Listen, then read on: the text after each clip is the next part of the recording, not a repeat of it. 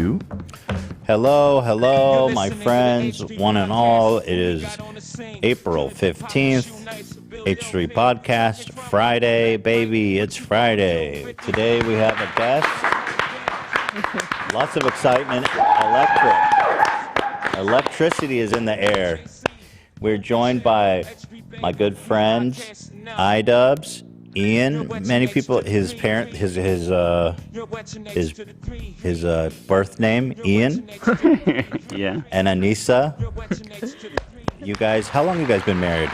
Oh man, not a year. 9 months. Almost. 9 months? Yeah. But you all guys been together for a minute now, Yeah, 5 years. 5 years. Dang, boy, let's go right now. Wow. 5.5. 5.5? Yeah. Since 2016. Yeah. Yeah, I remember meeting you. The first time I met you was a long ass time ago. Yeah, we've been with you guys through like huge transformation. It's been really cool to see. Yeah. Well, we're joined by these two lovely people, and of course, Hila's here. Yes. H3 Podcast, forever and ever. Lots of applause. Is this what you guys do? You applaud? I mean, sometimes, but there's definitely some electricity in the air. I haven't been here like 3 weeks, I feel like, so. Or 2, I don't know. I'm just going to plug something real fast. What camera am I dragging to? Oh, the HDMI thing doesn't work, Dan. Dead air, Dan. Shout out to We've got Dan. tech problems. Can you guys hold the mics a little bit closer? Thank you. I got a note from the sound tech. Okay. So anyway, this shirt I'm wearing, well, let's just do this. This shirt I'm wearing, this one was real popular. Loving it. You better hurry over to teddyfresh.com if you want to get one of these before it's gone. Right, Hila? And yours too? That's right. Thank you. Yeah. That's it. That'll be fine. Go ahead. I don't know which one. Alrighty. So, how you guys doing? I know you moved to Seattle. Mm-hmm. Yeah. It's a beautiful city. I've heard. I've never been there. Yeah, you should go. I Okay. do want to go, actually. I don't get to. Okay. I mean, we don't get to do anything. We have 2 kids now, and Yeah. and my life is over. Oh, man. They're great though. Yeah, you can travel with kids. Not with a 2-month-old. Not really. Yeah. No. You I don't can, think but it's like that. Just wrap Not it. not just to Wrap go it to. up. question is, You- who are you doing it for at that point? Because True. I don't know how much fun it's going to be. Come up against the window like that. Say, look, you're in the air. Saran wrap him and just Yeah. check him in. That's cool. Yeah, Seattle though, like I'm super happy he was willing to move because like I'm Canadian, he's from San Diego, so I feel like it's like a compromise. We're Yeah. still in the U.S., but we're north. Closer. Yeah. So you have a easier time. Are you still traveling back and forth, or I is can't that? right now. I'm not allowed. Oh. I've been stuck here. Well, that's good, right? Isn't that what you guys Oh, I wanted? remember that. Half, but like my dad, he's sick. Right. Yeah. And like I actually recently went to try and plead that like I have an emergency case and I should be allowed to travel, and the guy was like, "Yeah, Alzheimer's is not life-threatening." Bitch, what? And then I fucking cried. I was like crying, and then the guy started crying because his like dad has Alzheimer's, so we were both like, it was Oh, very my God. awkward. That's like when they go, dental is not a necessary Yeah. medical need. Yeah. Right. Meanwhile, your tooth is decaying. I'm fucking dying of pain. Yeah. Okay, well, there you have it. Alzheimer is not an urgent need. Yeah. So you're here in the process of getting like a green card or something? Change of status, yeah, green card. So you can't leave? No. For what, like 6? Until our 2 years or something? who knows? Yeah, it depends. I mean, COVID slowed it down, but like, They're super like intentionally vague about like what the time frame is they'll deliver things to you. I have my work card. I can work now, Okay. That's good. Livable conditions. but can't travel. It says on the bottom of my work card, not valid for travel. Well, you can leave, but they won't let you back, right? Yeah, they'll take it as like I don't actually want to be here. Yeah. Yeah. So Oh, look, it's Gabe. You guys know who White Claw Gabe is? White Claw Gabe, he calls in every Friday to wish us a happy Friday. Nice. And he's always living his best life. Where are you, Gabe? I'm in Mexico. Holy shit. Fuck, baby. Fuck. Where in Mexico are you? That's Cabos. Cabo, baby. Fuck. At a resort, baby. Damn, dude. Gabe, you're the man, dude. I wish I was in Cabo right now. You Yeah. having White Claws? You kicking them back or what? They don't have White Claws in Mexico, but I'm having a rum and Diet Coke or something. What? You're having a rum and Diet Coke? Yeah. Fuck me, fuck yeah. Wow. What do you think? Does it rain in jealous. Mexico? Hell no. It's always sunny in Mexico. I never see it rains in Mexico when I'm always there. Fuck me, fuck Fuck, yeah. baby. Fuck. No rain in Mexico, baby. Fuck yeah. Does it rain in I got all my Mexico? fans.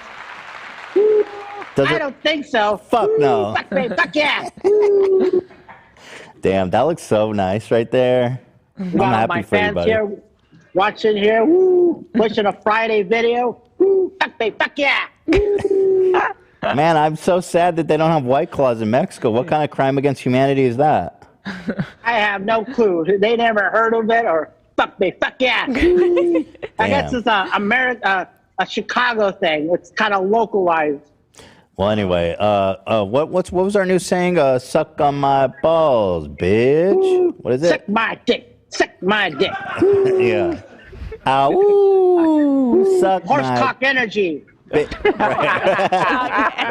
Fuck me, fuck yeah. Fuck, baby. You guys, so he's on TikTok, White Claw Gabe. Yeah, I've oh, seen you know his White stuff. Claw Gabe? Yeah. He's been calling in every Friday That's awesome. for about a year. He's friend of the show big time. He's a good guy. We love him. Horsecock energy. Yeah, horsecock energy, baby. Woo. Horse cock energy, babe. Fuck me, fuck yeah. Any plans to go to Tijuana and see a donkey show?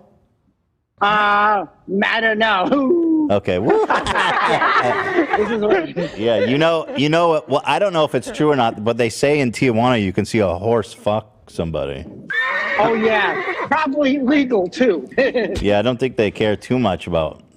Probably illegal, but I don't think they check. Probably illegal. Yeah, I think. I think you get away with a lot of things in Mexico, Yeah, rather baby. than back in the States. Fuck me, fuck yeah. Fuck, baby.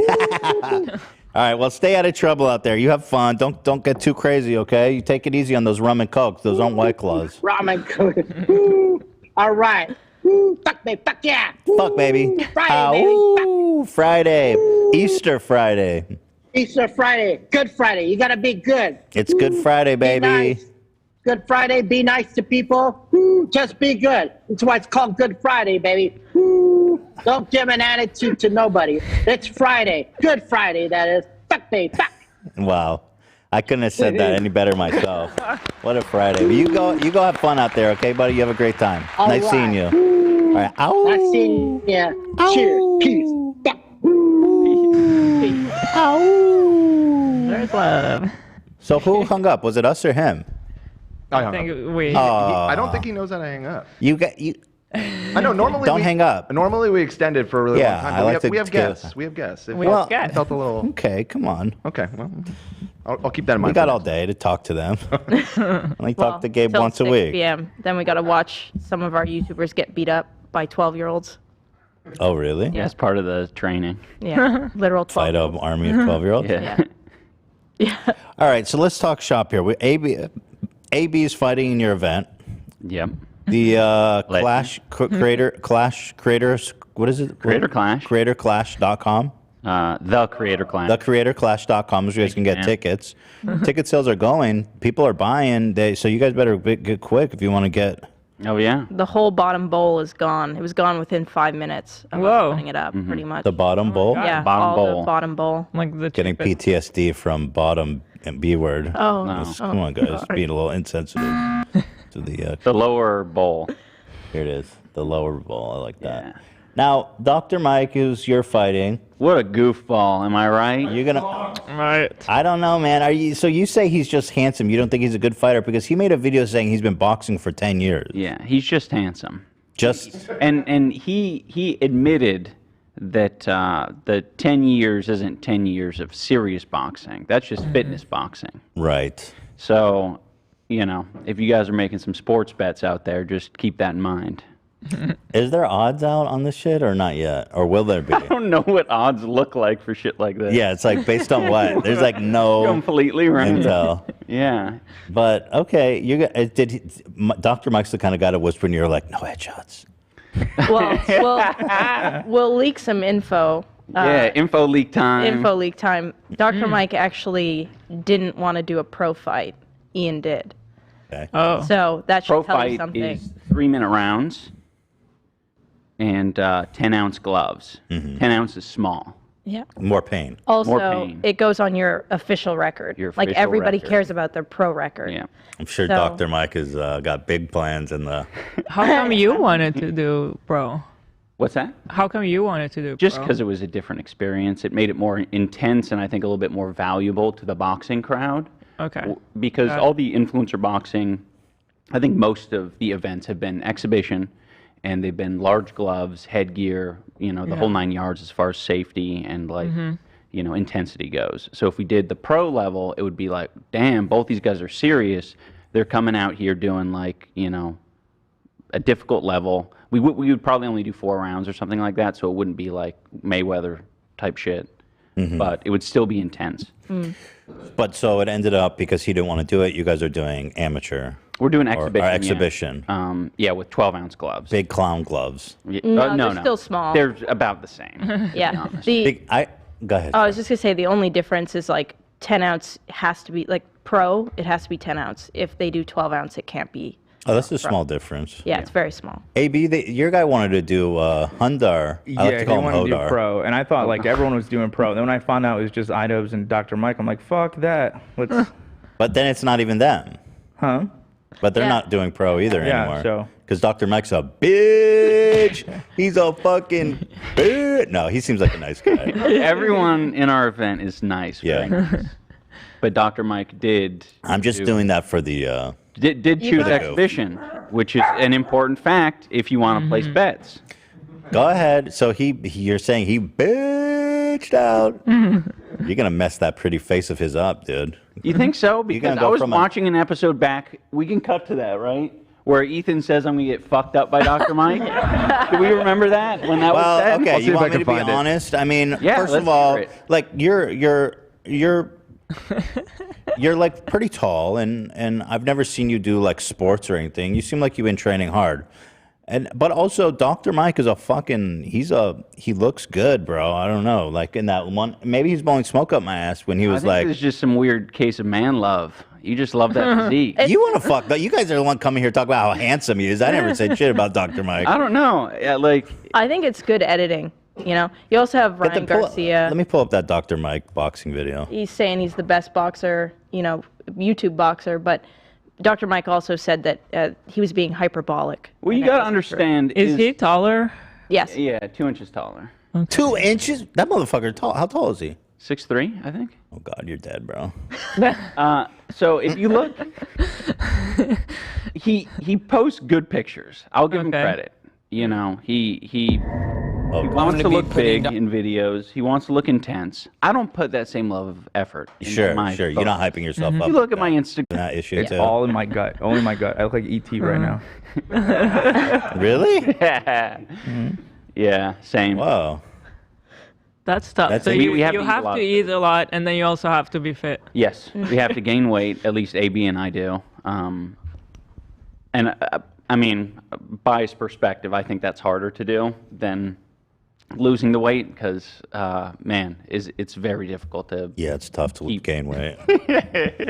I have a lot of trouble. I with hate that. trying to gain weight. I Yeah. can relate to that. I guess it's a trouble. different battle. It sucks. Everyone has their own. We all have our own battle. battle. It's either Yeah. You're an expert at gaining weight. It's true. Yeah. I'm the It's same the- way. I love eating. It actually pisses me off how much he doesn't like breakfast because I love breakfast.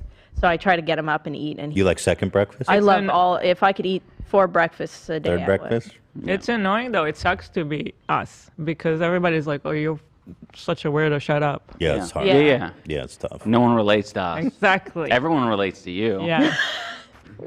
Very relatable. But I liked being Nah, pregnant yeah. because I could eat a lot and just have fun eating. But now I'm totally back to how I was before.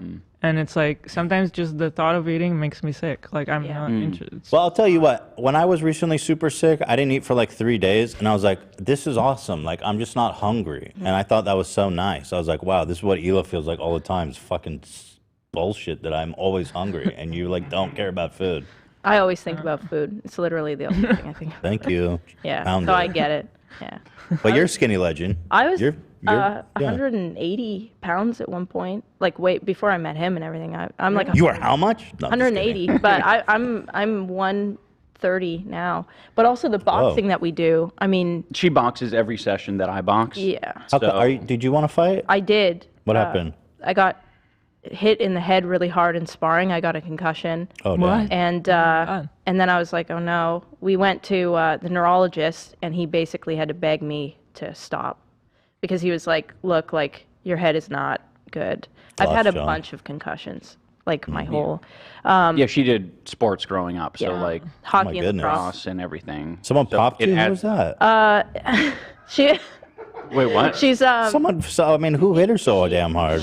she's been doing what does she do like kickboxing for like 20 years or something crazy. She's a like that. serial fighter. Well, the problem is like when you first get into sparring, you either freeze or you like don't understand how hard you're going. It's like really hard to know. And I go hard apparently, and I think I just put her in a fight or flight situation, and she just like I like went to throw a jab and like froze, and she just smoked me as hard as my she God. like very Damn. hard. So you see that? I was No. busy sparring. As well. yeah. Was Everyone- it scary? Everybody was like, "Whoa!" Even like she was like, "Oh shit!" So like it was a moment. AB's been telling me like when he fights like people his size, he does pretty good. But when he had to like move up to fighting bigger guys, it got way harder. Have you experienced that in your practice? Yeah, I think the strategy kind of changes. You know, it is less even. It's like just a different factor you have to deal with. It's going to be the same if you go down in weight. It's like, yeah, you might be able to like keep them at bay because they're smaller than you, but they might be able to go twice as long as you, and you're just going to potentially get fucked up. Also in the, fast. Yeah, and a lot faster. The smaller you are, potentially the faster. So you're trying to tell me that size isn't an advantage? It is an advantage. Yeah, It is. absolutely. That's why they have the weight classes. Yeah. But it's, Not everything. I mean, especially when you're sparring, because you know it's not. It's You're not trying you're to- going at different levels. You know, no one's going all out to, you know, kill each other. So it seems like you and AB are both fighting bigger guys. Yeah, Is Brett taller than AB? I think he's a little taller than me. He's a monster, dude. AB's gonna fuck him up. He's You do not believe that. I've been watching the show. You think I don't know. I'm just trying to be real. I want to support AB. That guy is scary looking, but AB's been training really hard. It's gonna be interesting. It's going to be exciting. I've been so excited Exciting. about AB. Yeah, Interesting's not good enough for you. it's not. Okay. It's going to be hella exciting. We Okay. we actually I was telling Brett this in the DMs, but we actually are planning to have AB and Brett's fight near the end, closer to the main card, because it's Oh going hell to be yeah, the most dude! It's interesting. hyped. yeah. Really? They both been training super hard. They've been dedicated. Well, I think it's we've gonna be been we've been like keeping track of like everyone's progress, Mm-hmm. so we know who started when they started, Mm-hmm. and AB and Hundar were the first before like Oh. everyone. I was like, AV, Like damn. months before I wish I kind of wish just for his sake he got paired up with some slacker that didn't care. That'd be awesome. But now he got paired up with this guy who's taking it super serious. No, it's going to be a really good fight for that reason, though. It's gonna be- all the I- fights have been like. I don't know what happens. I don't know if like people mind meld or whatever, but everyone, I think Michael Reeves and Graham Stephan, they're like at the same level of intensity as far as I could tell. Everyone's like, I don't think any of the matches are like uneven at all. there's one that I am Okay, nervous there is about. one that we're like, I don't know, but we'll see. Yeah, Dr. Mike versus Big Nick or something. What the hell? Who's big? Oh, Yeah, you mean yeah. just in general? Yeah, like that. Yeah, Dr. Mike versus Big Nick might be a bit unfair. Well, I'm super excited to watch. But here's Dr. Mike. Here's who Ian's fighting. Dr. Mike through the wire. Why you got to do that? He's like, I'm He said he's been fucking training for so 10 years. We're about to angry. put that to the test. This is Ryan just- Garcia. yeah. Yeah, he's a Give real God, he's a real mother. Yeah, he's got a really strong following in the boxing world, like one of the biggest, like well-known. And he's his primary trainer. No. No. Oh, wait, they're He just just doing a went- hype video? Yeah, it's just Oh, a hype bullshit. They're collabing. Dr. Mike, lame L. Video. He also did a I thought he was collab his with, trainer. Amanda Serrano, which if you don't know who she is, she's a female boxer who's like amazing. She fights on all the Jake Paul. Oh, Dr. Mike did a collab with them? Yeah. What's Dr. Mike got all this pull? Well, he's just like big grinding. TV personality got guy that who doctor makes it happen. status? He's got like agents and shit. Damn, with a face like that, though, I guess it's easy to break into whatever you want. See, now you're calling him Right. hot. It's not You guys just us. started it. That's like his whole shtick, though. He's like, I'm Dr. Mike. I'm hot. I'm hot as fuck, boy. And I'm rich and I'm a doctor. Yeah, you're about to get fucked up by Ian. You're about to go from a 9 to a 3. Yeah, true. This kid is a superstar.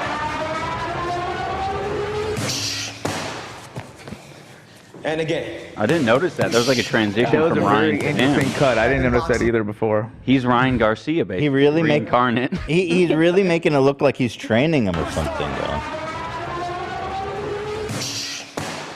Oh. But I will say, Dr. Mike's coach is good. He's like a Golden Gloves winner. So Oh, yeah? He's legit. That's Yeah. good. What do you think about his coach? Is he the real deal? I think his coach seems legit. I mean, This is Ian's coach, by the way. We didn't introduce. What was your name? Michael Briggs, Bonafide Boxing. And what are your credentials, Michael? Absolute legend. I started boxing when I was 12 years old. I started with like freestyle wrestling, boxing when I was 12. I trained from like 12 to 15, then started again at 17, and then trained all the way through. And then I just left my old gym that I was at for over 17 years. And went on my own about a month before Ian got a hold of me. Okay. So yeah. So I was an amateur boxer though.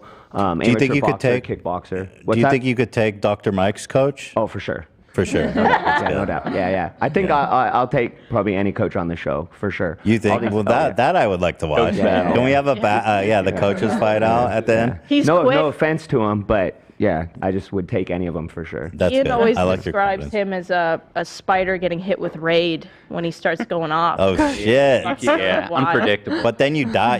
That means like he just dies though afterwards. Yeah, exactly. Yeah. That's actually pretty much what happens. and then Sacrifice myself every time. AB, you really like your coach. Could he fuck up? It would be interesting. They have a very different style because I've trained with Michael a few times too when they visit. It'd be interesting. Very interesting. His coach was pro for a while and I wasn't, so his coach would for sure be the favorite. But I'll put myself against anybody for sure, anytime, anytime. And I'll put Ian against any YouTube boxer anytime. Oh. For sure. You think Ian could take Jake Paul? So we got a journey. So if shit, that's not good. When he says journey? if Ian wants to, he could do it. If Ian wants to, he could do it. Because actually, do you think Jake Paul's actually a good boxer? I think he's dedicated a lot to it. I do think he's a good boxer. Yeah. Yeah. Well, I think especially because originally he was like I like what Ian said. Originally he was an influencer boxer, and now he's a boxer that's also an influencer. Right. So Yeah, he seems he's to have- dedicated a lot of time to it for sure. yeah, that's interesting. And he's got I think he just has good perspectives on like fighter pay, and I think he's got like as much as he calls himself like a bad guy or whatever, I think he does have a good heart for what he wants to do for fighters. yeah. Yeah. So Which most people don't. Most people manipulate fighters, just like probably this industry as well, where people just want to take advantage and get as much as they can out of the people. I think a lot of promoters and fighters are like that, or fight coaches are like that, and I think he is a little different. To be But honest, I if you see train, it. you'll beat 'em up. It's very similar to like the porn industry for women. The way that fighters are treated. it's interesting. Yeah, it's very exploitive. They pretty get them ideal. young, and they don't tell them all the consequences, and they don't pay them properly, and they don't represent them properly. That's really interesting comparison. Yeah, and there's no unions or anyone helping them No out, one's so, protecting them at all. Yeah.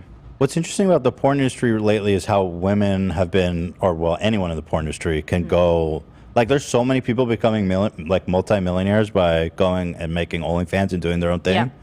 But the boxers can't do that. We've actually joked about it a few times, making like an OnlyFans for fighters. Only boxers. Yeah, where like you can pick your favorite fighters and like give them monthly money to like support them on their training journey, and like kind of like a Patreon. And it sort of pivots them into the world they kind of want to be in and they're Right. encouraged to go in, which is the influencer route.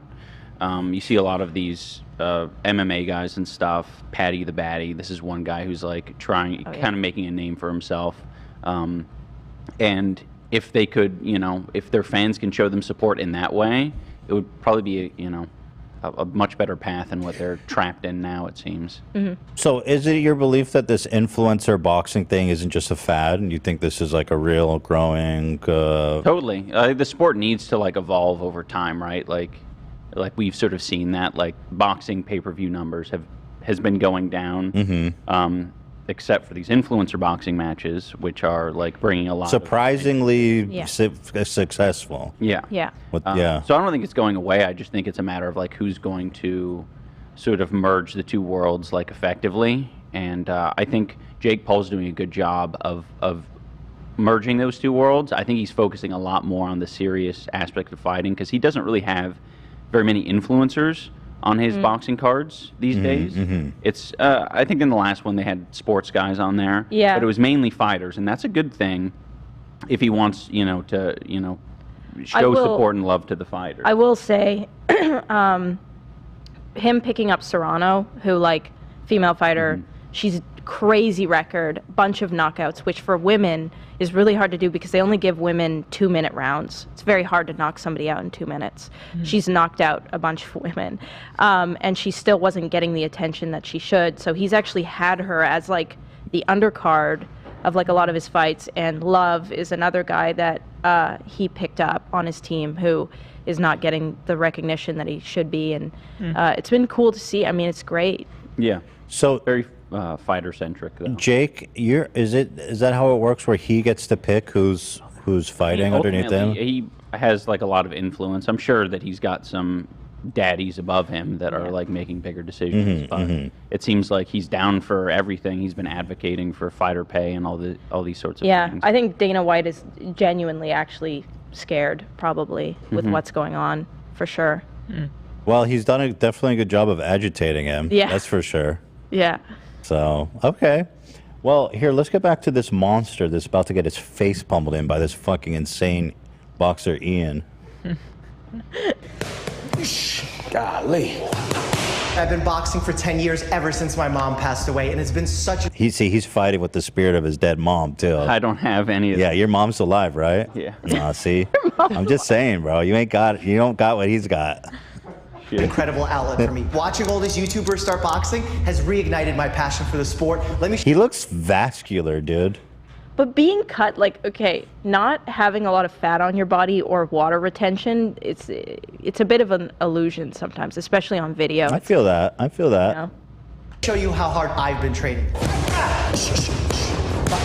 What do you think, Coach? How's he look? Ian looks better on pads, and Ian hasn't been boxing. Ian looked better on pads after like 6 months. This video's from October 18. Here's the thing: is these are all like edited, highlighted clips. Yeah. And you're talking somebody was with him all day long, and these were the clips that they came up with to make him look as good as possible.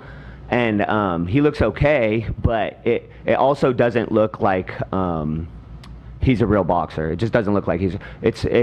It looks like he's an athlete trying to force himself, trying to box, versus being an actual fluid boxer. You think he's a pussy? Let's actually. I mean, I think he's a soft individual. Oh, he's soft. I don't think Coach he called him realizes how soft he is. He is soft, huh? Yeah. Well, I mean, yeah. Kind-hearted. You can have muscles but be soft. His mom died though. And, yeah, exactly. Yeah. I know. Yeah. When Dr. Mike offered to fight Ian, we actually showed that video to our coach before taking it and said, "What do you think?" And Michael was like, "Oh yeah, that's fine." Fuck that guy. Yeah, right, like he was so right confident. So like we've been. By the way, I'm goofing Dr. Mike, but it's he's gracious to take you up because you had other people you were gonna fight who kept dropping out. Obviously, Rice Gum, giant fucking bitch boy. Yeah, we're gonna fight. He wanted $3 million. Yeah. That's Not super kidding. interesting. Yeah, Austin McBroom will pay him For that. a charity event. Yeah, no problem. Crazy. That's the only reason he contacted us, by the way, is because Austin put that in his head that he could get $3 million. Yeah, well, Bryce is still waiting for his money. Crazy. Yeah. Oh my So god. stupid. And then you were gonna fight that guy Blueface. Oh And we're yeah. gonna have Blueface fight Matt Watson. Matt Watson's are like Who's Matt Watson? our skinny guy on the card. Super mega. Yeah, super mega Matt Watson. He's great. He's Yeah. You weren't going to fight Blueface? Was there someone before Dr. Mike? Oh. There was a time. It was either. There was a time. It was either Blueface, because at the time we were still trying to get Rice Gum for him, and Blueface was in talks, and it was either going to fight him, but Matt Watson really wanted to fight Blueface. Oh yeah, then you're gonna fight Jeff Wittick. I was like, Wittick. what the fuck? That guy is like Taylor Holder. His eye gonna pop out of his head if you. Well, yeah. He told us it was fine. He was like, "Oh yeah, I'm fine." And then we got a phone call like maybe a couple weeks later, and he's like, "Yeah, I can't do it." I'm like thankful he's not, because Liz, I don't want him to go through anything. It is dangerous. Yeah. I mean, he'd probably be a good fighter, but I just don't. Yeah, now's not the time. I mean, he seems super into it. I wouldn't be surprised if Jeff Wittick is in an influencer boxing match in the future. In the future, yeah. Just as long as his healing is going well. Yeah. Yeah. But I like Jeff. Yeah. Yeah, he's a sweet guy. Oh yeah, he was super nice on all the calls we had with him. Yeah. All right, let's watch Dr. Mike a little bit longer. I'm enjoying this. Some guys have it all, and so then you go, fuck that guy. I'm gonna be a hater. Yeah. Dr. Mike? Yeah. Yeah, totally. It's like, there's no problem hating on Dr. Part Mike. of my philosophy is like, if he's got all this cool shit going on, he's rich, he can't he's also handsome. be a good boxer. So you think just doesn't work. But see, that's where you're wrong. The guys that have it all have it all. Like Tom Brady. You think so? Yeah, Tom Brady. Except he kisses his kids on the lips. But he does make out with his kids. So he's got something. Do you think else Jake there. Paul has it all? No. No. No. Okay. What about Logan Paul? No, I don't think they have it all. Okay. I mean, you need to have like a good image, he's smart, he's handsome, he's successful. I mean, Jake and Logan, they have baggage. Like their dad, lives in a van and fucks their fans. I'm just saying, Dude, I don't know anything about Dr. Mike's Can we dad, talk about that? The messages with you and Greg Paul? that'd be great. Yeah. Greg Paul? Yeah. Oh, he wants to get in on it? Well, I had Greg Paul was one of the guys that I wanted to fight initially because I thought that would be kind of epic, to be honest. awesome. I'd be down with that. Yeah. To fight Greg Paul, and then even if I just want to do that one fight, if I could take out Greg Paul, so good. Yeah, I could, foot in. Yeah, talk to Jake and Logan. I fucked your dad up. Yeah, the trash talk writes itself. Yeah, perfect. Yeah. But when I DM'd him, it was that sort of weird macho shit where it's kind of like I'm going to out crazy you, where it's like I won't do a boxing match, but I'll do an MMA bare knuckle cage. Greg Paul. Yeah. He wanted to get in there. Biting and shit. Yeah. Oh yeah. Bare knuckle cage match. He said you're too scared to get in the cage with me, and then he was saying he was going to beat up him and Rice Gum at the same time. But yeah, he wasn't serious about it. Okay. So it just fell through. I think I DM'd him when I was getting really desperate. He's for another 58, fighter. Dan just informed me. I think you'd kill him in an MMA fight. 58? I don't know. Old man strength is something special. nuts. Yeah, but at 58, I think you're just old. My dad, I'm telling you, he's 59, Alzheimer's ridden, doesn't eat, and he still can beat the shit out of my older brother. It's a weird kind of Think so? the wires cross in a weird way where it's it releases all your muscle potential or all something. the lack of testosterone for the last 20 years comes surging. Yeah. Surging out they at don't once. know. That, yeah. I swear, there's no limiters. Yeah. On the because Okay. There's something to be said for that. GP's out. Killed him. GP's out. All right, back to this fucking goofy asshole.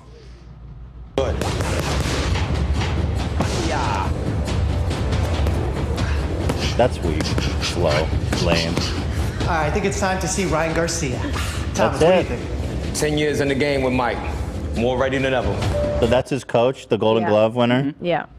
Okay. He's got is that an expensive guy to pay, do you think? I mean, I'm sure in New York, Dr. Mike hired an expensive coach. Yeah. Yeah, I'm sure that. Yeah, Dr. Mike's smart. He's probably not going to just hire somebody that's that bad. But at the same time, if he got with this guy before he was planning on fighting, and this guy's more of like a fitness boxing coach in New York, you could be a Golden Gloves winner, but still not really understand coaching fighters well, especially because I've worked with amateurs, I've worked with professionals, I've worked with a lot of people, so I've been able to take people that weren't professionals and turn them into professionals. I've been able to take people that worked at Microsoft and Google, which was near our old location, and allow them to be good enough to work with professionals.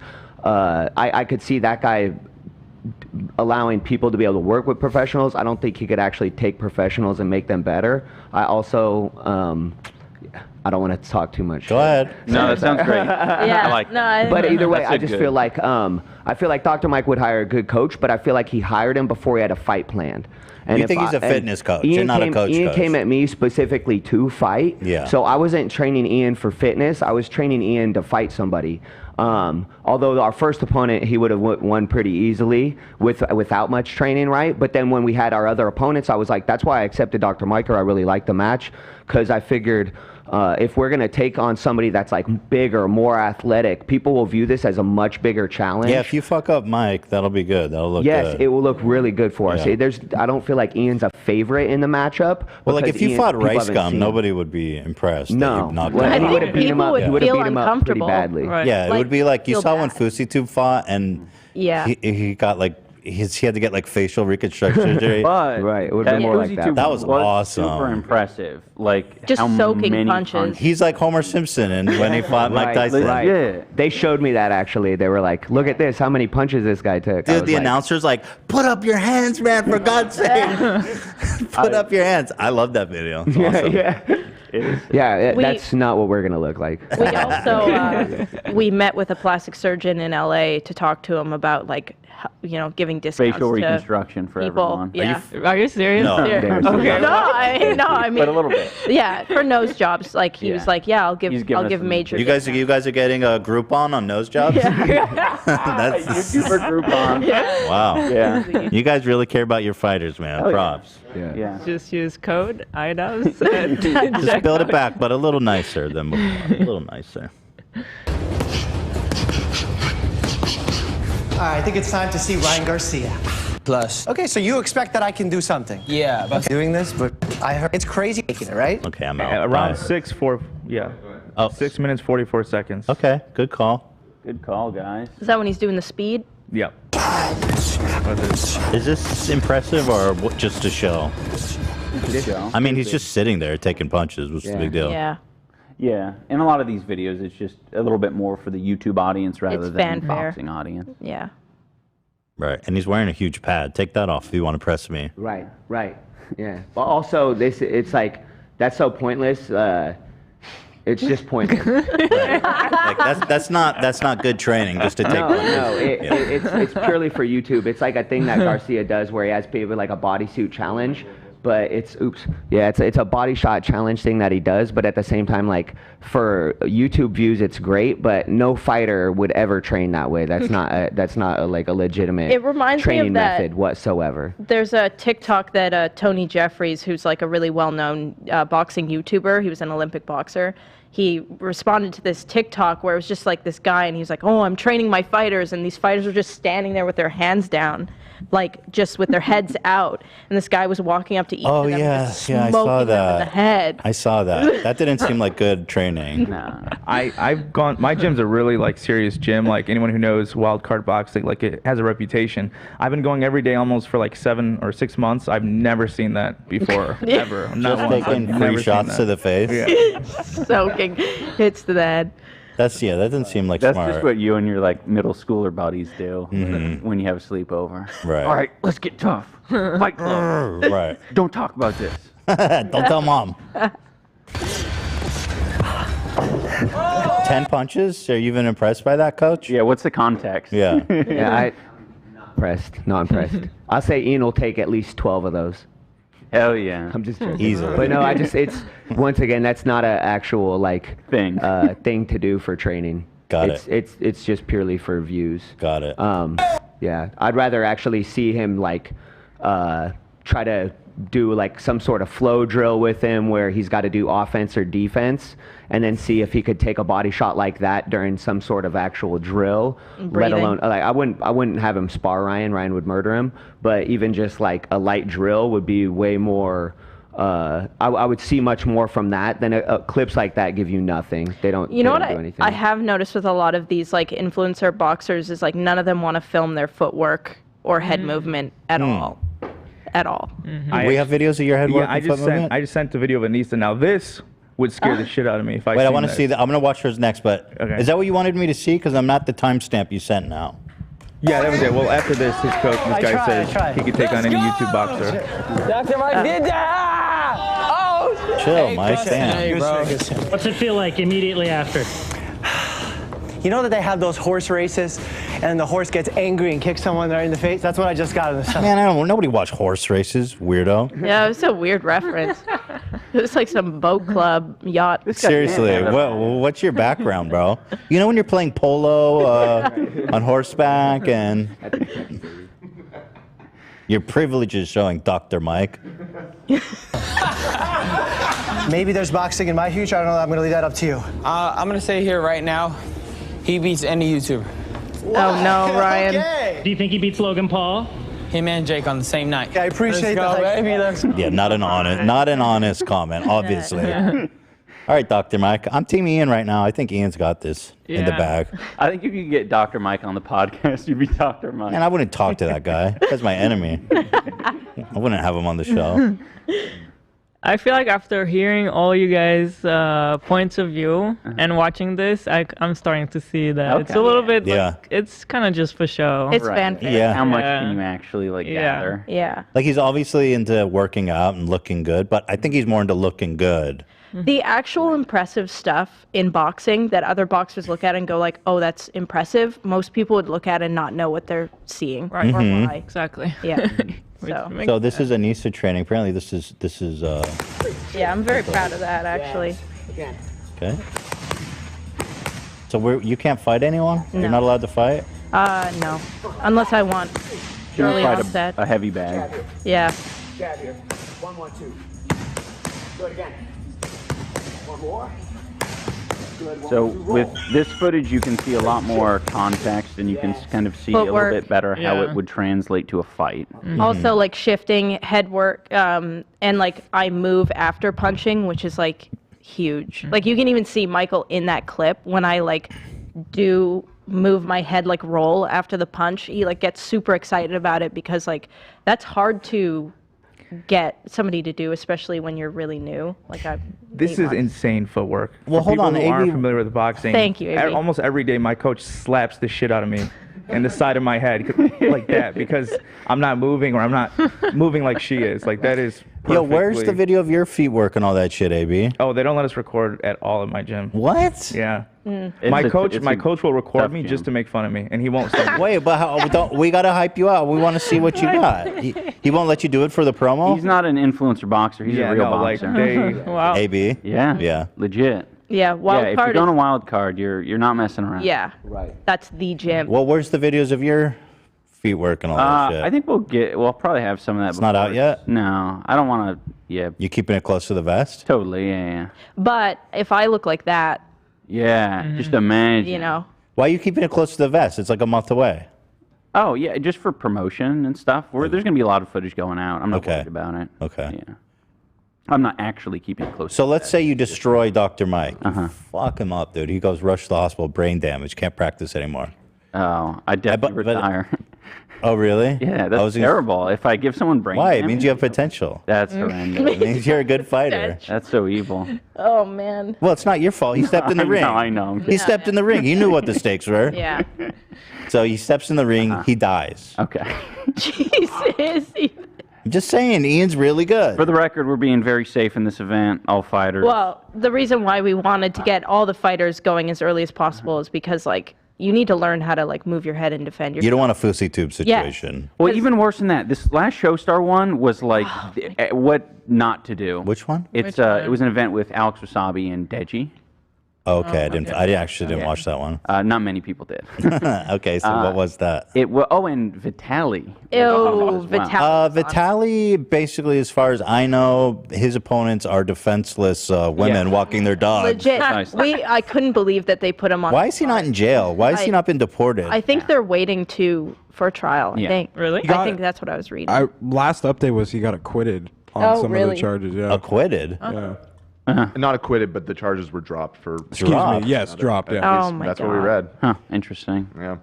For another podcast. I saw a video maybe of it. Investigate what that's all about. I know sometimes people can be paid to not Right. So. You can pay someone off on a criminal charge to drop? Well, to drop it, yeah. To stop pressing charges. Yeah, to stop, yeah. That is possible. That's what happened. I'm not saying that's what happened. But he was fighting a guy who I think Good was guy. 30 pounds Lighter. lighter than him. And surprisingly, Yeah, that's what he likes. there was a headbutt in that fight, but it wasn't Vitaly that did the headbutt. Oh, there was a headbutt. I there remember. were 2 headbutts. Yeah. Just a On- total shit show. Yeah. Yeah. Super dangerous. It was the just UK really- versus America. Yeah, poorly run. So we just want to make sure that people can defend themselves, that they're not getting desperate in the ring, that they know the rules, that you can't headbutt, you can't throw a kick. You guys take it very seriously. Yeah. Yeah. Yeah, it seems like you guys are doing very professional, respectful. Yeah, we're putting everything we have into this, right? Like, Yeah, we don't do anything YouTube's on pause. We do this, 6 days a week, and yeah, our money's tied up in it. Now, you guys, this is a charity event, so you're not making any, or I mean, all the profits are going to charity. Yeah. Yes, we're paying our fighters just to cover their Training costs. training costs, and Flights. just any costs associated with sort of putting their Life on hold. Yeah. And even still, a lot of these guys do make a lot of money when they're not fighting, so we can't make up for that. But just What's your end goal? You guys are putting your. I know you had a profitable business on OnlyFans. You obviously are a YouTuber. You guys put all that on hold. Yeah. You are training, putting on this event. Is there like a payday in the future you guys are working towards? No, not really. I think we always want to have, if we keep doing this type of event, and we kind of want it to be like a Super Bowl, like every year. You want to do it again? Yeah. Yeah. I see. If it works out, then we can do that, and there could always be a charity aspect to it. But I think the main goal is just to get the people paid who are involved in making it happen, rather than like making exorbitant amounts of money. So your goal is to build an institution of sorts, this creator clash, where you can have it's people. fun. There's a champion every year. Yeah, it's a party. Interesting. It's like super a stoked to way more exciting VidCon, or like I want Interesting. it to be like influencers can like care about this, and fans can care about this, and like you can go Interesting. watch it and have like a build up, like maybe parties before and like stuff like Yeah, because we've gone to like the last Jake Paul event, and it was crazy the amount of influencers that were there, excited to see it. They weren't all my cup of tea. Sure. But it was exciting. Everyone wanted to be there. It was fun, and I think if we can harness some of that, but have it be even more exciting, because all of our fighters are mystery fights. You don't know how it's going to go, and then you have this, charity element. It's just like a win all around. So in the future, maybe there'll be more profits potentially for you guys. Potentially, but we're not looking at that really. Would you still continue to fight? Like, is that something you want to do? If I long term? have to, yes, to like make it successful. Like if people are, wanting that. But it's not a personal passion. I am passionate about boxing. It's just that there's a lot of unknowns right now, especially with running the event and everything. I just don't know, because it consumes so much time. This has been a nightmare to train and also run. I mean, like we just flew in we did like basically 2 red eyes, one to Florida, to like walk the venue and like talk to, because we have the live producers, and then we have the broadcasters. They have questions for us, and then we have to like okay things or whatever, figure out budget, figure out safety for the influencers that are going, everything. And then we had a red eye here, so we could do like podcasts and like meet up with the fighters and check in on them, and then we have like calls with the publicists that were like on the way here talking to people. Like we've never been this. We're trying to be super busy. Legit about it, and as a But result, I will say I'm glad that we're on this podcast, because I think the big catalyst for us, and I don't think we've ever said this to you guys, but like when we went to your house and we saw the Frenemies podcast that you'd set up, you actually said something to us that I feel like kind of got our brain going, of like, oh shit, we need to start moving. It was like, you were like, yeah, I spent money on this set because I knew it was going to make money, and like I knew it was going to make it work. I'm not worried about it. And we talked about hiring people and stuff with you guys, and like it was a huge like aha moment for us, where we were like, we need to like do something. Like the idea of us like doing something like this is this is insane. way bigger than we even thought. Yeah. Like we had gone to Seattle, moved to Seattle, like June of last year, and we were like, all right, like let's get an office, and we got an office, and we started making things out of that. but almost immediately we were consumed with like the boxing thing, the whole rice gum drama, and trying to set that up. So since then, it's just been, you know, we sort of bit off more than we can chew. But Yeah. it's falling into place now. Falling gracefully, and then just like hoping everything works. I mean, everything's been going great, but also it gets terrifying at times, and we have to try and fix that, remedy that. It's a lot for two people. Yeah. You're gonna We got a great hire team. some people. Yeah. Yeah. I'm assuming. Yeah. Why you're not gonna? You don't want to keep boxing, Ian? I thought that was the whole legacy. I'm invested in you as a fighter. You saying that sarcastically? No, I'm not. No, I'm not. Too. No, I think he's great. I don't know why you're saying that. I don't think he get like. I It's watch just a lot him of spar. work. Like I'm not like I don't want to fucking promise shit. If like if this is like if the event sucks or if Well, sure. If the event bombs, then but or- it's not. You already said or you broke I- even. Or if I just do a bad job, I don't know how I do in competition. So we got to see how you do out there. Yeah, yeah. We'll Ian's see. also the king of not. Where's the making confidence? He's I thought you were gonna gonna do rip well. his head He's off. gonna do well. Yeah. He's gonna do well. He's Where's gonna the do well. confidence? Yeah, no. I mean, I Trust have me, I know he's confidence. gonna do well. That's why I'm spending so much time on I know this he's gonna thing. do well. Almost a full year. It's just. Yeah, it has been almost I a think full year. people need to like. I mean, that's sort of the problem I have with a lot of this influencer boxing is it's like it almost feels like you're. I want it to be more real because I think a lot of people don't really conceptualize how serious the influencer boxing is, or boxing period, not influencer boxing. But I think influencers end up finding out how serious it is when they get into the ring. And a lot of our fighters were super confident before getting started. And it's been fucking like tough for them. Huge to, like, wake-up calls. Not, you know, give up and not say, oh, this isn't for Was me. there a lot of people that were trying to back out once they started training? There were plenty of people, yeah. Was there people? There were people that backed out, right? There was people that disappeared. Most of that is for injury, but I have a feeling, like, just in general, like, if you are going to back out from an event, like boxing, your best excuse is an injury. You're not going to say, hey, mentally, this is fucking me up, or I'm too scared, or anything like that. I know he's committed, but he fantasizes about dropping out all the time. Yeah. It's hard work. We get to see his experience, and like it's such a hard commitment, and you have to put time into it, and it's physically hard, and Mentally. like there's so much. It's crazy. I tuned into your Twitter space, AB's Twitter space, for a second yesterday because we had some time. And I heard something that made me really sad because Ian feels the exact same way, where it's like he was saying, I don't know, sometimes I spar and I feel like I'm, you know, amazing, like I'm doing really great. And then I'll come back and I'll spar again and I'll lose really bad. And I'll be like, man, did I get lucky? Like, what is that? But like Ian, it's the exact same thing with him. Like, I mean, he's sparring against guys sometimes that have had 14 years experience, and he'll, you know, get flustered and not know what the hell's going on, and he'll have those exact feelings. Yeah, I was gonna say, even when she told me that last night, I said, yeah, welcome to fighting. So they're just being honest. Like, it's not like every day is a good day, and it's not like it progressively like goes upward and, oh, I know how to box, so every day is easier. It's literally a roller coaster. So you'll have like great days, and the great days, like, you almost feel high because you have endorphins, you have dopamine, like, it's so good. But the bad days are so stressful, and it's literally like you just dropped right off a freaking cliff. So you'll have these days where you're so high and everything feels so good, and then in that same week, or it might even last longer than a week, it might even be an entire month where you feel like shit, and you're just getting beat up every day, and it's like you might be a pro fighter for years, and you'll have really good camps, you'll have bad camps.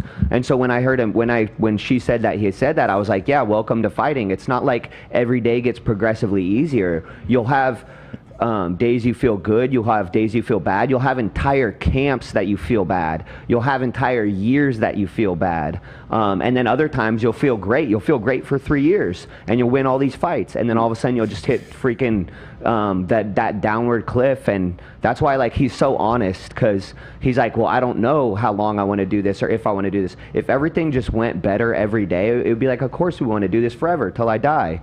But some days are really good, and we're like, yes, you're getting it. And then that maybe later that same week, it's like, uh-oh, are you getting it, or are we getting it, or am I failing you as a coach, or are you failing as a fighter? Yeah. And then 3 days later, it's like, we got it again. So it's just crazy. It's insane. Their relationship throughout this whole thing has been super interesting to watch. There's this one, we're going to do a documentary, but Ian ended up sparring with one of the YouTubers and had a very emotional, super emotional for Ian. Why? What happened? You get your ass beat? I mean, I look back on the footage and it wasn't particularly bad at all, but in the moment and in a new environment and like a new level of intensity, everything feels like a lot worse than it even. You went in there expecting to do better. Yeah, he thought. And you got rattled. I think sometimes when we think, hey, we're better, we could just show up. But when we're better and we just show up, it doesn't mean we're better. You still have to put the work in. Yeah. And so I think Wait, it was who one did of the you things fight? where we thought we were better. We're saving that for the documentary. Yeah, documentary. Oh, so one of these fighters rattled you? Yeah. Yeah, of course. But everyone gets rattled. He won in the end, though. He did win in the end. You won the fight? Well, at the end of the sparring session, he could have easily finished it. By the end of the sparring session, I was telling Ian to take it easy on the other guy. Ian started going a bit. Yeah. Crazy. In any case, is learning strategy. Like everyone's different. So at first, you have to kind of learn how the other fighter is. You could be getting fucked up half the time, realize the strategy, and then it completely turns over by the end of the match. So why did it rattle you so much? What happened? Well, I have never been in competitive sports at all, so I am completely new to like the dynamic of like people are like watching you in a live setting. You have people telling you what to do, shouting. Your opponent's coach shouting at them to do things. It's like, if you haven't been in the situation, it's like impossible to describe the feeling, but it's intense and it's super emotional. Especially when you're not prepared for it, which, that's sort of what leads you to this point. It's just like, it just fucks you up. It's like very exhausting. Also, going back to what I said about sparring, you either freeze or you like go way harder than you think you're going when you first start. This guy he was going way harder than he even was aware, and was like head hunting, like was like trying to, like if you watch the punches, like, and it wasn't intentional. It's just like he was swinging. So for Ian, it was like, oh shit. So what happened? You're fighting this guy. He gets some good punches off, and then you feel like you're losing, and you're just shocked by that. Yeah, well, no, I mean, like, Anisa's saying stuff, my coach is saying stuff. You just it's got more razzled. Like a mental thing than anything else. I wasn't getting hurt.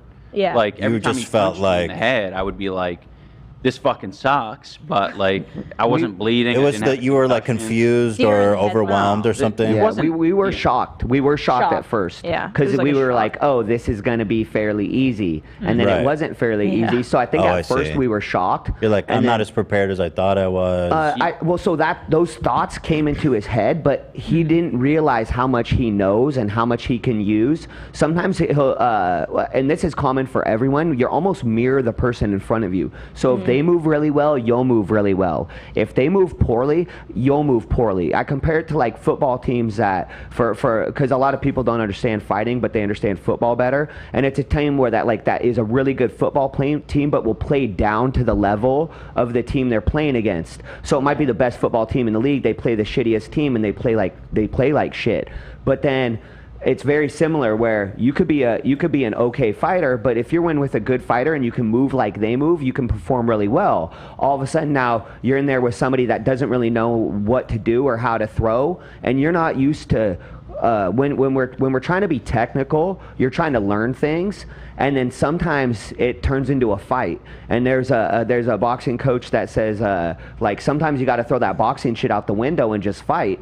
And that's very true. Like there's not many other sports where it's like, oh, they're throwing the technique out the window, but it's working really well. And sometimes with boxing, if you're used to people throwing straight punches and somebody throws a shitty punch, it's harder to block. The defense is made for good punches. So when somebody has off timing, they have bad punches, things are different. And then you have to adjust to it. And so we were shocked for a little bit, but then like I said, we did adjust. But you fuck them up in the it was a end? new environment. At the end, it was, I mean, the thing is like Ian's cardio is really like good. That's good. So like this person that he was fighting, their cardio was not good. So like, just like truthfully, like they were on the ropes, and you could tell they were like super overwhelmed. And Ian just like yeah. I think like the point I kind of want to make is like the side of boxing that have been seeing is I think this side that you're kind of drilling down on, which is like, so did you fuck him up or did he fuck you up? What happened? And we kind of want to like elucidate this bigger picture of boxing where it's like, it's not as simple as like, this guy wins, this guy loses. It's like a whole journey. And we're trying to like document that through the process, because it's not like, you know, AB is like putting in a fuck ton of work, you know, since November.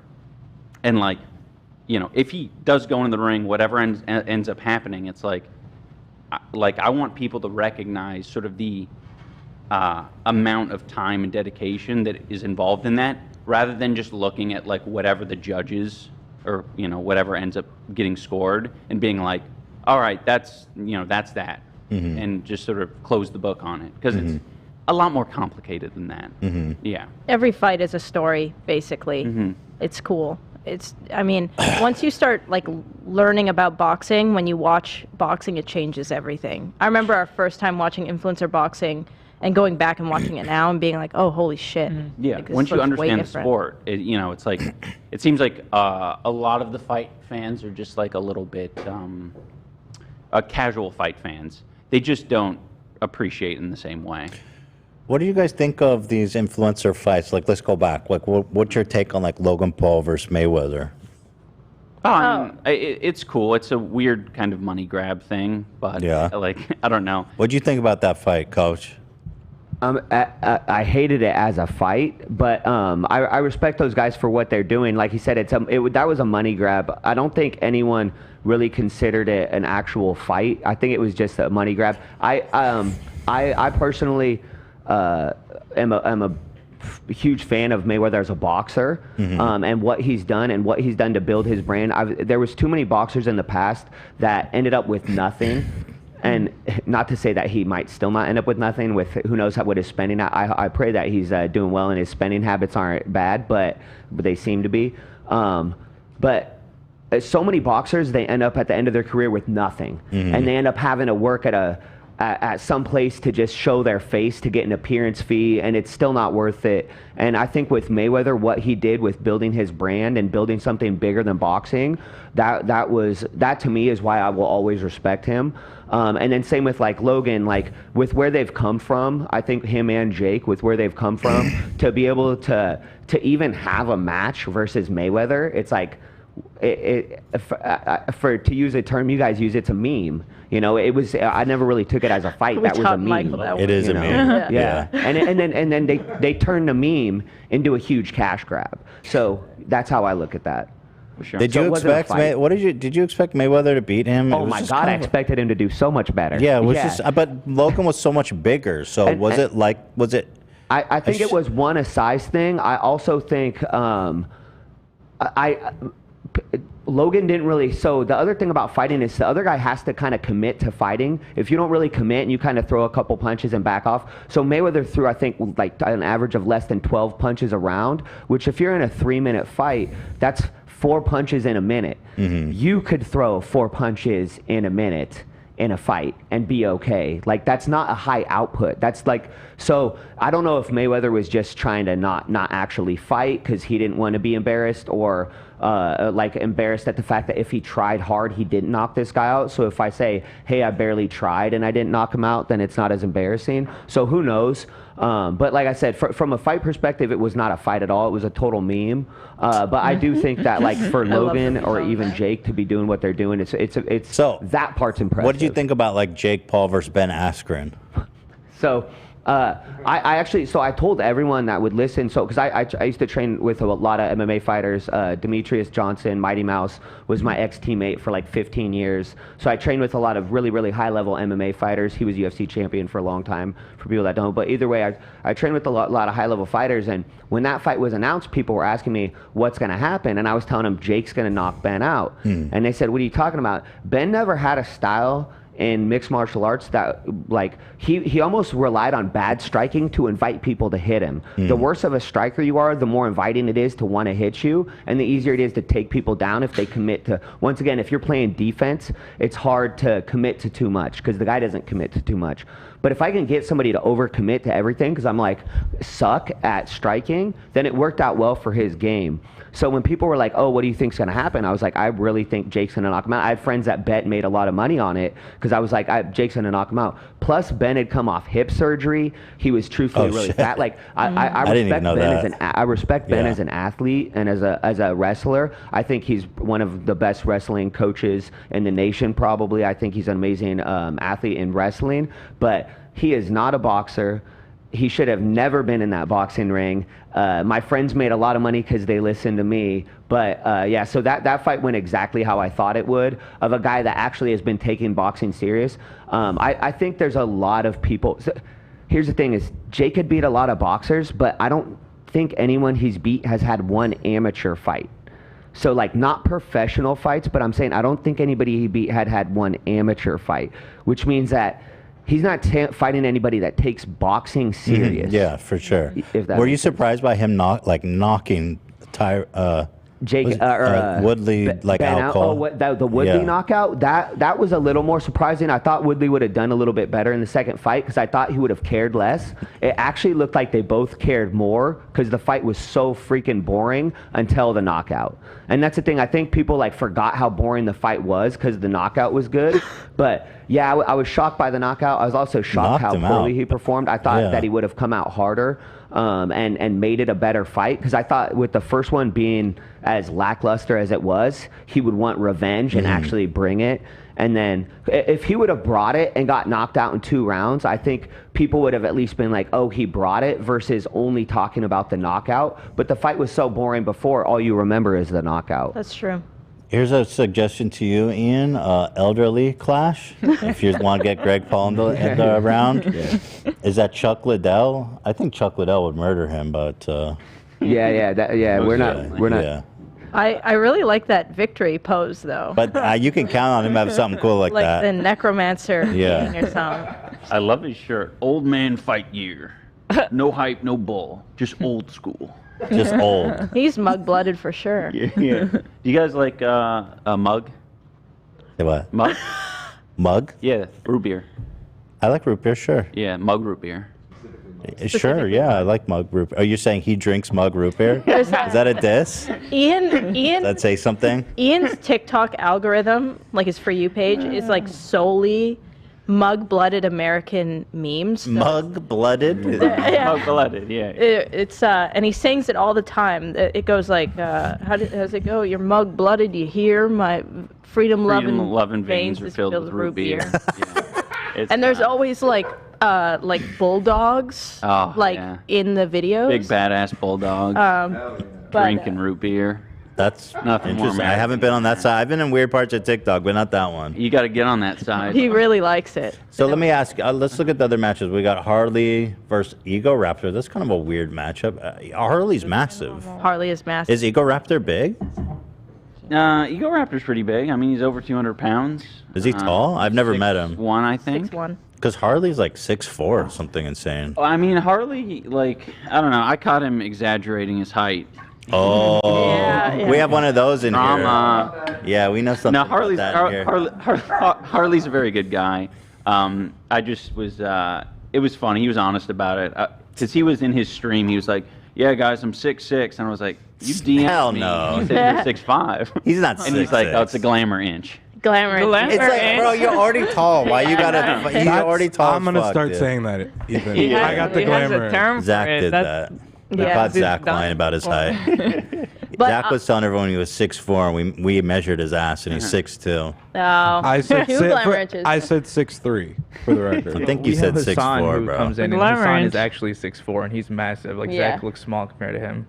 A glamour inch, you like that? I like it. Glamour inch. I got a glamour inch. Obviously, my boy Eric is going to crush whoever this guy. I don't know who DJ Welsh is. He's an animator. But I was like, oh my God, Trey, you crazy ass. We have an extra water. Thank you. Eric is my boy, but he's a smoker and a drinker, and that got me worried about him. Yeah, tell you, though- I don't think he stopped either. Yeah, how could he? That's his whole. That's who he is. But I like his vibe. I mean, he's strong. I Yeah. feel like he's strong. He's got big calves. Oh, juicy calves? Yeah, big calves. He's got good proportions on him. Yeah. I was worried because there's a lot of fighters who are heavyweights, 200 plus pounds, and they got it all right here. Oh yeah. And that's like No, he's built. He's built well. Yeah. He's What a big about guy. the guy that is fighting? DJ, I don't know much about him. I talked with him briefly, but he's one of James Odd Ones Out's buddies. They're Animator. both animators. But DJ has a little bit of like fighting experience. Oh shit. 11 years ago. It was Yeah. 11 years ago. Hey, okay, And all right. we've only I'm given rooting him for like a Eric, month. obviously. You know, like he has very little time to prepare, so he's It's also so funny, the littlest details. Yeah. I'm just saying. You could be like, yeah, I played, I wrestled for, a summer in high shit school. it's And better people than be like, nothing. Muscle Hey, memory. coach, that shit matters. Yeah. It might, like Ian said, it might actually not matter at all, but it depends Might on what matter you a did. lot. It depends on what you did. Like if he fought as an amateur, then okay. But like he said, if he like trained for a summer at a that's fitness different. gym, it might not be. Let me ask you this: can Eric smoke salvia before the fight? Florida's very liberal with that stuff. They are. Yeah, they Just as long as you're not gay, you're cool. The South. Florida? Oh, Florida. Yeah, they're not down Don't with- say gay, yeah, right? Don't Is say that- gay. yeah. Oh Florida. shit. Yeah. We just Oh. got taken off in Florida. But my brain just blanked. What were we talking about? Salvia. Oh, yeah. There, no drug tests or anything. I don't think they were. Oh shit! You think any of these fighters would take steroids to get a cut? No. But I mean. Dr. Mike might. He could prescribe whatever he wants. Yeah. Dr. Mike's writing prescriptions for testosterone and Growth shit. hormones. Let's start that rumor. If he wins, that's what happened. No drug test. You heard that, AB? I know a guy. Yeah, anyone in LA, hit me up. But yeah, Eric. So this is Hundar. Have been great. Yes. Can I talk about this AB, picture? your picture, dude. Can I talk about this picture? It looks like you just woke up, bro. We're in a Discord together, right? They sent a sample photo of like an edited picture. And Yeah. they're like, we're gonna do something like this. So I thought they were gonna like edit out the background and everything. And then the day of, I'm like freaking out. I'm like, am I the only asshole in my living room with my shirt off, making a tough guy face? In fairness, I thought we were gonna edit them all. Yeah, we did also think that. We didn't do the graphic. Yo, look at the That's side. like- In the first few photos I saw, everyone had a shirt on too. I'm like, what the fuck is going on? Yeah. Ian doesn't have a shirt on, so you're Thank a God. king with him. I'm just saying. I like it. Hundar, it looks massive. I know he's pushing his arms against his body to make him look bigger. He's but also still. he's a CrossFit king. So CrossFit, I mean, That's it's a lot of- endurance. it's a lot of Oh, you think? Oh, we're CrossFit. it's a lot of hypertrophy, right? It's a lot of like glamour muscle, which you're not flexible, and you're gonna need a lot more oxygen in the ring. Like it's just harder to like keep the endurance going. But I will say he's lost, like he's gotten with the program. He's and lean, He's leaning leaned up. out. He's not as. It's gonna be a good fight. Yeah. He's a good guy. I like Hundar. I love him. He's a sweetheart. He's super sweet. He speaks nicely of AB too, which I like. He's definitely got major like dad energy. Like out of all the See, fighters. that's bad. Dad energy is bad. That's good for him. Yeah. I'm saying that's good for Hundar. Dad energy, there's a lot there. Is he a dad? No, he just Oh, cares. okay. He's All right. responsible. He's a responsible guy. Yeah. If he was a dad, I'd say you're fucking toast, AB. The chat said everybody's making a tough guy face. AB looks like he's pouting. Yeah. Yeah. Is that your tough guy face, AB? Listen. I can't make a tough guy face. When you have big ass eyes, you like don't look intimidating. Like it's just. You look constipated, quite frankly. Yes. You have like I don't know, the Lebanese lips and the big eyes and the Yeah. It's hard to look tough. I get that. Sorry. No, it's all good. Are you gonna change up your look at all for the fight? What, you think I'm not intimidating? Yeah, what does that mean? What does that mean? We got Big what, Like, you could do different hair shave off color. your eyebrows. I'm just letting it grow out. No, I'm leaving it. I'm gonna cut it out as it grows out. We're making him Teddy Fresh gloves and robe, right? Nice. Yeah, custom shit. I don't think I've said this on air, but after my first time sparring, I was just ready to quit. Like I was fucking done. Ian like talked to me about it, prepped me for it, which helped. But it happened to be that night is when Hila messaged me and like offered, oh, you know, do you want Teddy Fresh to make you some stuff? And I was like, oh, that's the coolest fucking thing ever. So it actually motivated me to stay in it, interesting. so I appreciate it. And then when I heard that, now I feel responsible. Yeah, when you die, Whatever happened. when you die, we'll know it was our fault. Because I was like, Bro. I thought you were all in already. I did not mean to push you into Yeah, no, I anything. didn't indicate that I was out at all, but Boxing is a journey. It was funny. He was wearing Muay Thai shorts, and there's a YouTube influencer, like boxing dude. He's gonna commentate for us, who does like breakdowns of like fighters, like influencers. And so he was trying to find any clip that looked like someone maybe fought. So he found a clip of Hundar in like Muay Thai shorts, but Hundar just wears those for like because they look. Dope. He's never And he's done sick, Muay yeah. Thai. But the commentator, he was like, "Oh shit!" He's They like, got "He's the shorts, yeah, boy. and the best part of that video is then he's like, let's see AB. And I have like 10 videos on my channel. He didn't look at the podcast. He looked at my personal channel on my Instagram. He goes, oh, he looks like a nice guy. I don't know. He looks like a nice guy. What's going on here? Who are the ladies? Yeah, this is Yodeling Haley. yodeling. Is she Haley. yodel? No, I don't think probably so. can- Maybe. Oh, she doesn't actually have that yodel? name She and not kind of be able to looks yodel. like she does yodel. Wait, what's She's her? like a TikTok. She's a TikToker. Yeah. She's a dancer. I know her. Wait, how are you gonna be yodeling Haley and you don't yodel? I have a problem with that. Like, but what was the kid, the Western kid who used to? He's a yeah. Walmart kid. Walmart Mason something. yodeling Mason. Yeah. Yodeling Mason. So is she practicing? Yeah, she's boxing. She's getting professional lessons, Wow. and she's 19. Yeah. 19 years old, and then this is just I love the Minx. Minx. Minx is I don't know her. my big pick. Yeah, for sure. She's a Twitch streamer, Irish, 25. and Irish. yeah, Okay. she's Let's see awesome. it. Yeah, she's super funny. Both of them were super down when we asked them to do it. There's like zero Interesting. hesitation. Yeah, A lot of That's good. a lot of Minx fans in the chat. I'm seeing. Oh, She's getting a lot shout of out love. just the Minx. yeah. She's I'm the very best. excited to see Minx too. She's gonna destroy this yodeling lady. You just always side with the audience. Hell yeah. Yeah. Yeah. I just feel nervous for everybody. Yeah, I don't want Of course, it's gonna be If I'm nervous too. if you know them, it's tough. Like we're gonna see. We have an open workout, which we should Tomorrow. probably advertise that. Tomorrow we have an open workout that's gonna be on SFan TV's Twitch channel. He's gonna live stream it.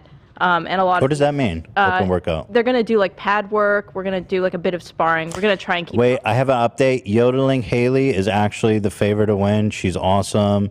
I've heard her yodel. It's incredible. Dan just told me she's a huge fan of the show, so we love yodeling Haley. Oh Yeah, that's we what love. I We know. stand the yodeler. Yeah, Hell yeah. She's gonna yodel her way to victory. big yodel. These hands are gonna do the yodeling.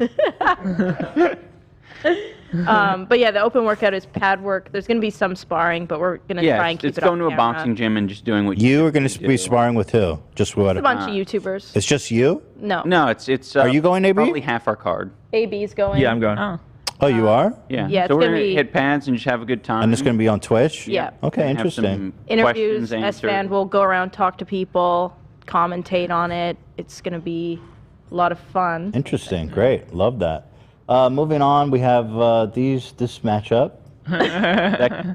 Just trying to keep it open. Could in case be you. Could be me. In case, yeah, Ethan, you want to get in there? I want to fight Keemstar. You box, Hila? No. Oh no, you're a mom now. I'm a mom. Yeah, true. That's a good. That's a valid excuse. Yeah. People think because she was I in the can army. barely even imagine anybody getting hurt. It's like, Yeah. I think becoming a mom is even exaggerating Yeah, all those totally. feelings. Yeah. I'm super worried for AB. I'm worried for you. Now I'm worried for the yodeling Haley. It's like, I'm just like No, she's gonna crush, bro. She's a dancer, so I think her footwork will be. Oh good. yeah. Uh-huh. Yeah. Yeah, a lot of these are really important elements. I think a lot of people don't really realize what sports and backgrounds like influence boxing and how quickly you learn. So yeah. But people yeah. think Hila, because she was in the army, is like a fighter. I not. can't emphasize. No. She was literally a secretary. She's not a violent person. I like She's not a swimming, fighter. but that's it. Yeah, I was gonna say your vibe is not violent. Like I No. don't think I've ever. I don't like Unlike it. me. And yeah, so I exude I violence. just don't think I can do it. No, you're not a fighter. You're definitely not a fighter. I saw some comments that they wanted us to fight. There's Really? some comments that I were haven't like, seen oh, that. You're gonna fight Ela? Oh my I don't God. think Ela could beat I anyone could never up. do that. Yeah. Do that. There's no way. I would never do that.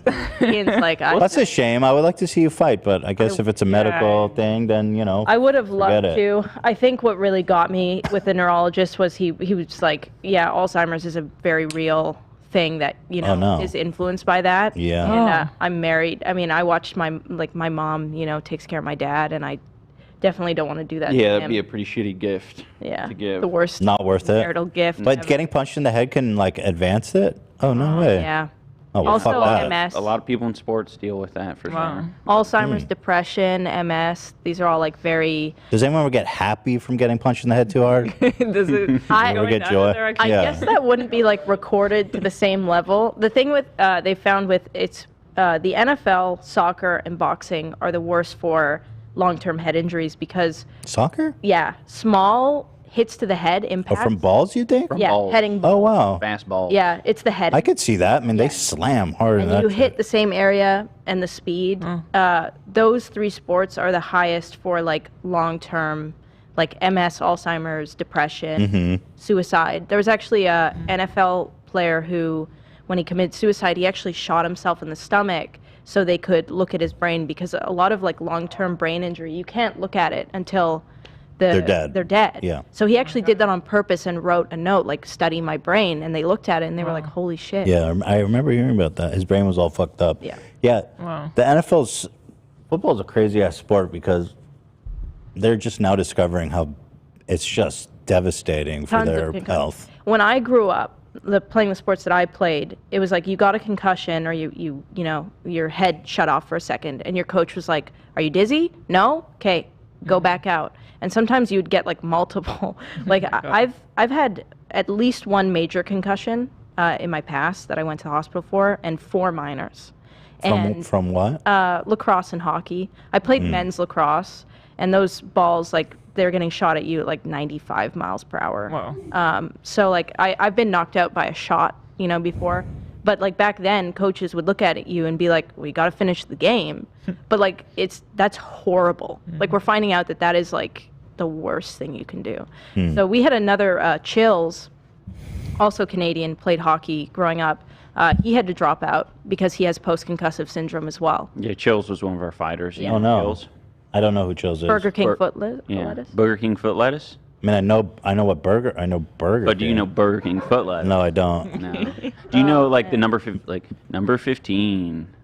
Burger King foot lettuce. Nope. Is that ringing a bell? No, it doesn't. I think your crew might. Yeah, you know, top 10 worst times of something happening. Burger King foot lettuce. If I saw that Yeah, in my that's living better. room, I would stamp it out until I don't Here we know. go, here we go. Zach, you got a talent with impressions. You got to keep lettuce. working on those. The last thing you'd want in your Burger I've never King seen this burger in is my life. someone's Never foot seen this. fungus, but as it turns out, that might be what you get. A 4chaner uploaded a photo anonymously to the site showcasing his feet in a plastic bin of lettuce with the statement, "This is the lettuce you eat at Burger King." Admittedly, he had shoes on, but that's even worse. But that's even But worse. he's a super nice guy. He accepted the boxing match straight away. He was super down to do it, and he also makes very good music. So. Oh, Ian Okay. loves. We played his music at a wedding.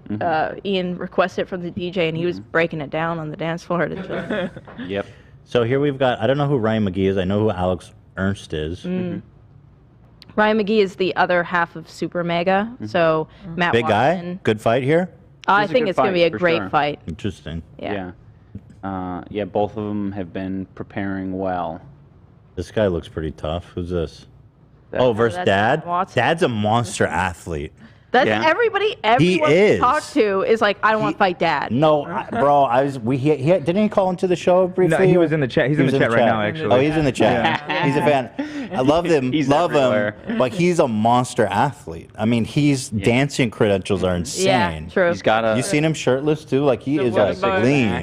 Yeah. What's the history of Matt Watson? So Matt is a little bit skinnier. So he's got to bulk up. Look at that killer like I look. do.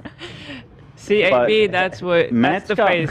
Yeah, you got Yeah, I Nick, always say, just go crazy eye, bro. Like anytime anyone's like, "Oh, AB's gonna die because of how big Brett is," I'm like, I feel for Matt Watson because Dad like has like merch like with Matt's tombstone on it, and every day he's like, "I'm gonna kill Matt." But Dude, I he's wouldn't really fight nice Dad. though, Hell no. and I appreciate him defending me and my wife against Keemstar. So shout out to Dad. Oh yeah. Oh, Dad was writing for you? Yeah. Keemstar was like Dad's a doing good his guy. whole. I He's one of never us. said his wife's a witch. I just sent a picture, and then Dad was like, "Okay, come on, like, are you being serious right now?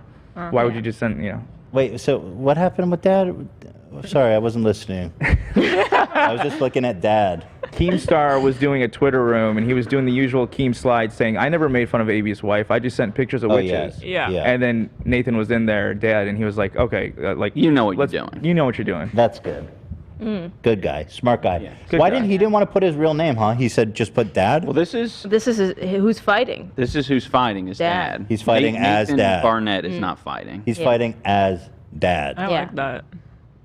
That's good. He's always committed to the character. Oh yeah. I love it. I can't wait for people who are unfamiliar to watch. He's gonna put on a the great show. stream, and then be like, "Dad, like why?" But he's Dad. dude, that guy. Oh, Dad is gonna kill you, But Matt. Matt has You might be a more- nice guy, but you're fucking dead, bro. Matt has more reach than Dad. Matt's much taller. Dad's fast. And he's young. This is like basically the youngest guy on the card Yeah. versus the oldest guy on the card. Yeah. How old's Dad? 41, I think. Yeah. Oh wow, but he's. Bro, We were he's got surprised. crazy credentials. Yeah. But he's not an actual. I don't think he has kids. Oh, he's got kids, but that's No, good. he doesn't have. He doesn't. Oh, no He's kids. not a Problem. real Not an dad. actual dad. He's not a real dad. I'd like to know which of these fighters have kids. You know. I don't. Let me look at that list. Wait, does Hundar have kids? I don't think so. No. Scroll No down. one? Scroll I don't down. Let me think. see I don't this. think anybody has kids. All fucking No, you're not allowed to fight if you have childless. kids. Childless. Childless. There's too much at risk if you have. Should we have Yeah. Dad call in? Is Dad a member? Can he call in? He is a member. Let's try to get him to ring in. We'll say hi to Dad. I love it. Dad, reach out to me on Discord. Another interesting fact about our card as well is that we have a lot of older people on our card. Yeah. Not on purpose. Not on purpose. It's just, I You're guess, our just circle. all inclusive. Yeah. And not one fatty. Damn. Yeah. So hateful. Oh, and that's another thing is we have more heavyweights than a lot of other like. There's Yeah. some big, Yeah. like tall and heavy. Yeah. I know Odd One Out is an animator. I don't know who I Did a Thing is. I Did a Thing is awesome. So He funny. makes the funniest videos. He's Australian, and he just makes the most bizarre videos. Just kind of, some of them are like social experiments. Some of them are like weird inventions he makes. Tries to solve problems. He made a shark-proof wetsuit recently. Yeah. Really? Did he put it to the test? He did. Yeah, with a and then he little- also Did it work? made like a big animatronic clamping shark. Yeah. Too. I gotta say, I'm That- impressed. These people are brave to come out there and fight. Like a lot of these Absolutely. people, I wouldn't expect. Like Yeah. the Odds One Out. I mean, I just know he's an animator, and I just, Yeah, I you're was like, animator, That's stop. kind of crazy You're that not y'all gonna do coming. this. Like Michael Reeves is out here fighting. I was like, Yeah. what the hell? We And were Graham. We fun, Right? There's a Yeah, funny no, story about props. those two specifically. They said that if they were privately, separately from us, if they were to fight, the only person they would fight is each other. So when we called them and asked them about That's the awesome. matchup, they were like, "Yeah, like that's literally That's what we said. what we said we'd do." This is such a cool They're matchup. the exact same height, exact same weight. That's crazy. It's gonna be a good They're both shorter dudes. They're like what, 5'5" or 5'3". something? Yeah. Oh, five. Dude, that's awesome. right? We were originally, I think we got Michael first, and we were trying to find someone, his size, and Is that what he's been doing instead of making videos? of course, Yeah. Training? yeah. Yeah. And also, he doesn't make that many videos. I think Well, that's what I was works with saying his because he's schedule. yeah. Yeah. But we were gonna have Captain Sparkles Yeah. versus Michael Reeves. Captain Sparkles is bigger, isn't he? I think maybe a little bit bigger, but He's Captain like 5'6". Sparkles is pretty short. Oh, he is. Okay. Yeah. And yeah. But the problem is Captain Sparkles is absolutely jacked and like way ahead of like fitness than He felt like it was irresponsible, which is fair. Yeah. yeah. Jordan himself said that. He was like, "Yeah, I wouldn't feel comfortable getting in the ring with these guys." Like, That's good of him. Yeah. no, it's super helpful. He was very helpful in the Well, this is an exciting How long matchup, is man. the event gonna be with all these fights? I think about a few hours. 3 hours, probably. It depends, right? Like if It's hard to know with the run of show. A fight might end in 10 seconds. in the first round, Right. you know. Yeah. So we're prepared for however long it ends up being. Our commentators are also fucking nice awesome. nice names. Lineup. I'm so Critical and excited. XQC. I'm actually not familiar with S-Fan, but I know he's big. Yeah. Right, Love? I mean, Love's all into Twitch. Yeah. S-Fan's big. Oh, yeah, and we obviously got Chills involved since he couldn't fight. We Yeah. wanted him to be involved in That's some way. Mhm. But yeah, I love those dudes. Well, this is very exciting. Yeah. I have Dad on Discord if you want me to Yeah, bring him in real yeah, quick. let's bring in All Dad. right, one Man. second. Let's talk to Dad. Get him on the line here. We got Dad calling Wait, in. it switched sides. Yeah, why they switch sides? Here, let me Depends on who you clicked on. Yeah, who your player.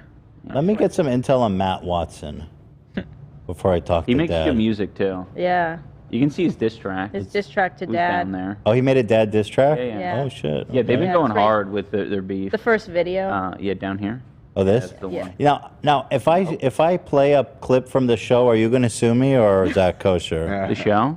Or Like from the the event, yeah. All right. I mean, I'm question. gonna be. We're highlights talking are from allowed my to house. go out Sorry, my from what we know. Yeah. Say what? Highlights are allowed to go out from what we know. Like you can't obviously You're not going to sue me? But that's like Moment House. Like Yeah, it's not the us. It's a streaming streaming platform. partner that controls that. Okay, well, let them know that I don't fuck around. I'm already being sued once. All right, we have Dad on the line, I You let believe. Moment House know. You there? I'll be watching some clips from this. Dad? Dad. Everybody's asking for their Dad? right now. Dad. That's Theodore at home. Dad. Dad. Daddy. Is that- do I hear him, or is that Keemstar somebody? Hi, I'm here. Oh my God. it sounds so Quiet, hold on. sinister. Yeah, what Sounds a sultry voice. Yes, I'm here. Sorry, I'm talking on a e-phone and it's giving me some errors. What's an e-phone? It's made by a company, the company I work for here in town, USA. What's happening? An e-phone? Like a mobile phone? Like a smartphone? From town Yeah, USA. it's a cellular device from my company. okay. Sorry, but I'm all set now. Okay, Nathan, first of all, nice to meet you. This is Dad. Or is this Dad or Nathan? You're speaking to Dad. This is Dad, but I have all Nathan's memories, so I can answer anything you want. Okay, Dad. Now, who's your children? Who are you the dad of? So my daughter's head blew up last year. You can see it on my YouTube, so she's no longer with us. Her name was Daughter, but now I have a new son named QB, and he's developing well. Thank you for asking. Okay. Interesting. Now, this guy, I Matt. gotta say, I'm a huge fan of the show. I watch all the time, and this is a legit honor to be on, and AB all the way. Yeah, AB all the way. Yeah, I don't know if you heard the last time you were on, I was singing your praises because I've been watching your videos for a while, or I've known about you for a while, back at your dancing videos, and I love it. I always loved it. I was one of those videos back in the day that I would show my coworkers and friends and stuff, you know? So Thank you. I saw that episode where you were talking, and I was losing my mind. So That's thank you so very, cool. very much. So this guy Matt Watson's been talking mad shit. What are you going to do to him? So I don't know if people heard. This is actually, so it was a friendly competition up until like a week ago when I did the Super Mega podcast. Like legit, no joke, it's not cool anymore. Matt is a lousy person, and it's for real now. He insulted Nathan in his scientific haircut, and I'm not down with that. So I don't really have great things to say about Matt Watson. What's the worst thing you got? I think. What's that? What's the worst thing you'll say about Matt Watson here today? He's a drug addict, and I'm gonna snap him out of it when I knock him He out. does kind of look like a drug addict in that photo. I will say there is only room for one pop star on YouTube, and that's Dad. Dad is the #1 pop star, and Matt and all his lousy songs will be erased from the internet after this fight. Okay, well, hang with me a sec. There's a 1-minute diss track here he made about you. I'm going to watch it, okay? It's lazy. And then if I you want to watch get your just the comment. chorus. If you watch the chorus of mine, you'll realize how much more effort I put into it, and I used 2012 YouTube energy to destroy him. Oh, so you made a diss track too? Oh, so let's watch. Who made the first diss track? Him? Matt. Matt did. Okay, so let's watch his diss track and then we can watch yours, okay? Okay. All right, stand by.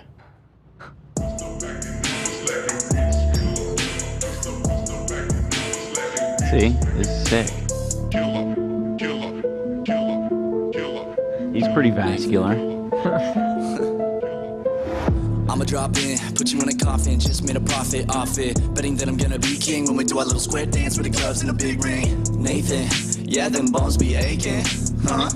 Dirty old man, couldn't even figure out your age with the carving date. Hello? Oh shit, it's the nursing home. I'm looking for a ball motherfucker who forgot to take his pills and they really want him back by supper. A little bit of a Limp Bizkit thing there, eh? Totally. Are you intimidated by the Limp Bizkit backing voice there, Dad? And am I intimidated by his cliche, on the nose, generic rap that everyone? This is like something the FaZe Clan would do. This is just so on the nose and lame. That's a good point. Be original. Be original. Maybe he should change his name to FaZe Watson, eh? Yeah, I agree. Yeah, I mean Blaze Watson because he's always in a cloud of drug smoke. True. What kind of drugs do you think he's using? No, so the whole thing is the Super Mega audience knows he does crack. And I was at the Super Megaplex and I saw these crack pipes and it was very uncomfortable. I don't know what's going on over there, but they're not ready for fighting. I think Ryan will win his fights. Ryan is definitely, they have different trainers and he is putting more effort into it than Matt. And Matt even mentioned to iDubbbz on their podcast, to iDubbbz and Anisa, that he's not putting effort into it. So is that true? I don't remember that. He said that he's eating a lot of gummies. He said Nathan's putting more effort into this than I am. So you're saying here today on our show that he smokes crack? I don't know anything about drugs legitimately. I don't even know how to do marijuana, but I saw things that were very suspicious in their house. Do you know what a crack pipe looks like? Their video was taken down recently for drug use. Is that true? That is true. Yeah. That's fact. But it was like a joke crack use or like? I mean, if it got taken down. Yeah. I don't know the joke here. Drugs aren't a joke. Yeah. Boxing is legit. You're right. You can't, and crack could be, I don't know, if he smoked some crack before, it could be a performance enhancement. Maybe he doesn't feel pain at all. Maybe I don't know. bath salts. Bath salt could be a problem. Yeah. Although there are no drug testing, so that's legit. Oh, are you worried about that since like there's no drug testing? Are you afraid he might juice? Even if he did steroids, his 100 pounds, he'll gain what? Even if he doubles to 200, he'll just match me. I'm not worried at all. That's true. Okay. All right, let's continue. Let's continue this Limp Bizkit rendition here. But I can't lie, you got good muscles and I'll give you that. Oh. I got a better reach and I'm tall, so yeah, I refuse to lose to a dude who got anime tats. Is that true? Do you have anime tats, Dad? All right, Dad's a bit of a weeb, I'll admit. I got Misato. I got some pretty rare 90s anime tattoos on my human skin, so I think it will. I have Hajime no Ippo, the greatest boxing anime in the world. I have One Punch Man tattooed on my body to fuel me. You can get behind that. Oh, yeah. Yeah. You can't beat Saitama. You kind of look like One Punch Man. If you Thank you. If you cleaned the dome. I was One Punch Man for Halloween 2 years ago, so thank you. I'm a big fan. There's nothing wrong with that. I love One Punch Man as well. It's like the greatest anime ever made, and that is my motivation. Matt's motivation is doing drugs and crack. He just wants more drug money, more crack money. Pretty much. Okay. Okay, Nathan, I could see that you're visibly shaking. I'm the big bad wolf with the teeth. I'm a brand new Porsche you're trading. And I heard that back in the day your first job was the guy who digs the graves. So if you think I'm the one that you wanna box, he's a shovel, Nathan, pick a spot. It's possible to interpret that the shovel's for his grave. Oh, that's true. Pick a spot. Yeah, if you're the grave digger and he's giving you a shovel. Oh, that's true. Yep. Because Nathan's last Yeah. job was he was an actual grave digger in Massachusetts before he moved to Los Angeles, and so he's making a jab at a public service that Nathan was offering for people who are mourning, burying their loved ones. That's that's hard to do, and he's making fun of that. Yeah, that's not good. Right. We don't like that. Well, so here's cancel your Matt Watson, everyone. Cancel Matt All right. Watson. Hey, here's your response. I think you could skip. Also, my song features his best friend Ryan from Super Mega and Alexa Updog. His two best friends decided to come onto my song because they know how bad Matt is. Wow, that So is he also hardcore. doesn't really have real friends. No, Sounds like a loser to me. I mean, look, he needs to change his life. I think this is good. Anisa and Ian brought him on because they know this is what Matt needs to. This is an intervention. Yes. This whole event is disguised. It's just an intervention for Matt Watson. All right, so I'm going to put on your diss track now, and let's see. Let's do a comparison here. It's a bit long, so if you wanted to skip to like It's an hour- 1:15, it's 1 minute, 20 the chorus seconds. Gets in. I think what he's trying to say is it's boring in the beginning. 1 minute, Well, 20 because there's seconds? there's a lot of setup. Okay. I just want you to hear the hook and what a real diss I'll track watch is. it all. I'll watch the whole thing. Disappointment track. I got a minute. Okay. I got 1 minute for you. As long as you get to the chorus, that's what matters. Okay. Also, that PlayStation 1, it's pretty rare, the portable PlayStation 1 with the battery pack. True. Just a little flex for you. That does look. I've never seen one of those in my life. I think you know who Keith Apicary is. I might have stolen that from Keith Apicary, the classic gaming whiz. All right. You attack Nathan for losing his hair, a genetic defect, he's follically impaired, and insulting his choice to show his pride, his manga tattoos, his anime wives. He should love who he wants, let him live his life. Matt is so mean, dare I say vile. I can't take it, Dad's about to cry. Oh. If you'd like to see the full music video in response to You're on the wrong channel. Oh no! That's the teaser. That's the teaser. It's on the search Dad. The first thing comes up. Wait, you made it. Full video, it's in the description. How many channels do you have, man?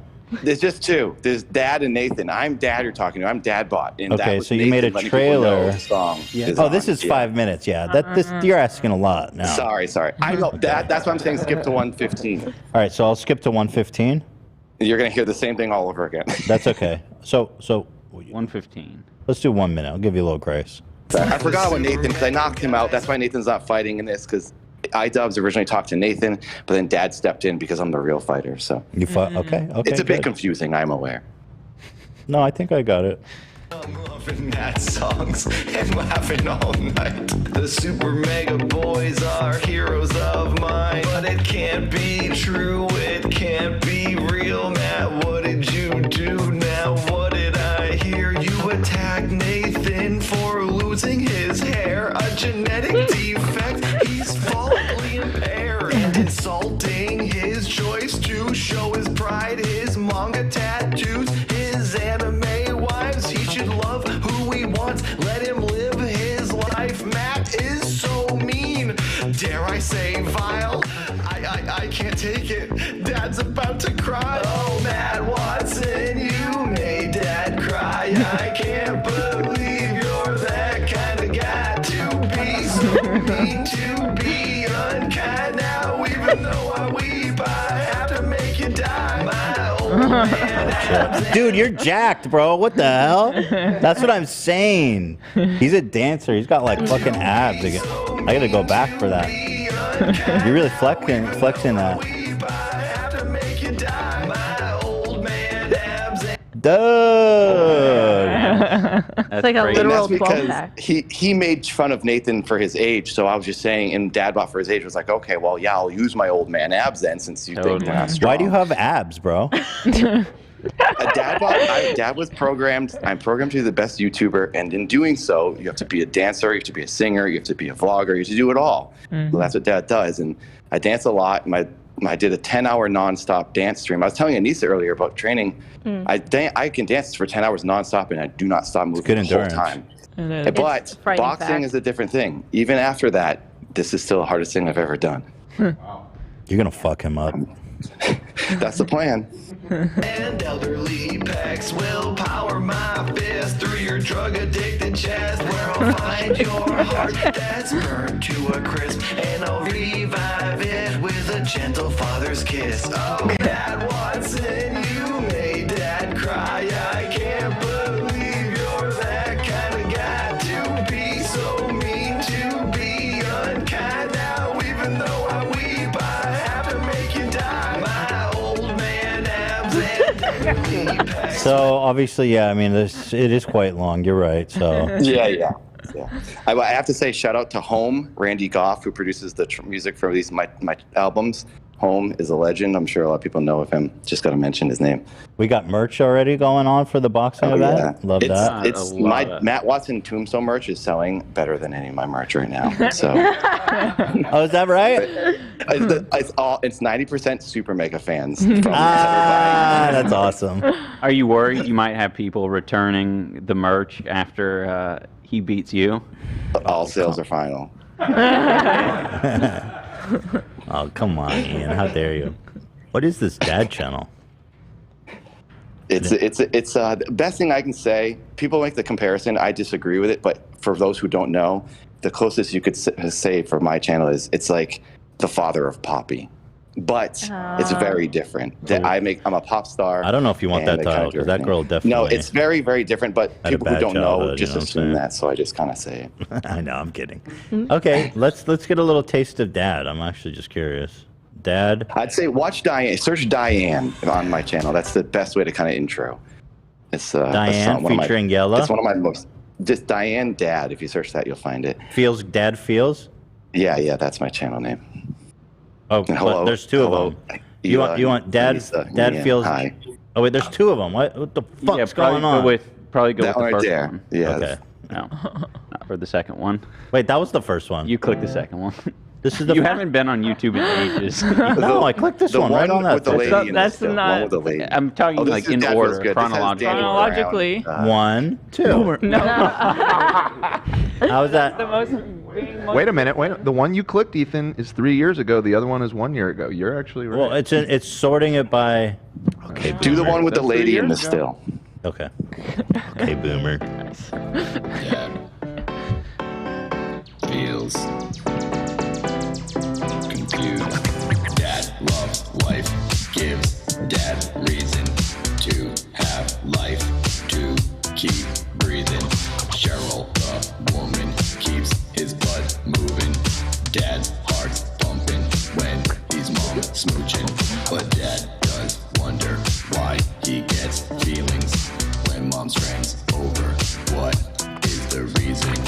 Her perfume lingers on dad's fingers when exchanging greetings. Is his sniffing cheating? Daddy's trying as hard as he can to not think about mom's friend. I don't know what's happening, but I like the dancing.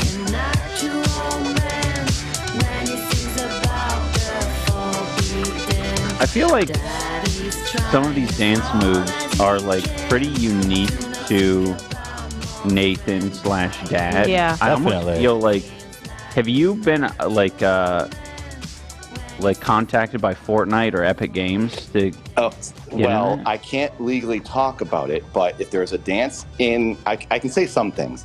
There's a dance in Fortnite called Boneless. If you search No Bones Dance on YouTube, it's a big thing Nathan did a long time ago. It was stolen by hundreds of people for many reasons, and maybe a video game did that. But maybe I can't talk anymore, and I wish.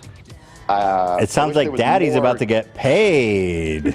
No, You should talk to that's the Backpack sad Kid. thing. Yeah, didn't someone else sue them and won? Backpack Kid, the floss dance. Yeah, so Backpack Kid I know owns the floss? Everything. He's the one who I invented. know everything about all those cases because I was deep into it.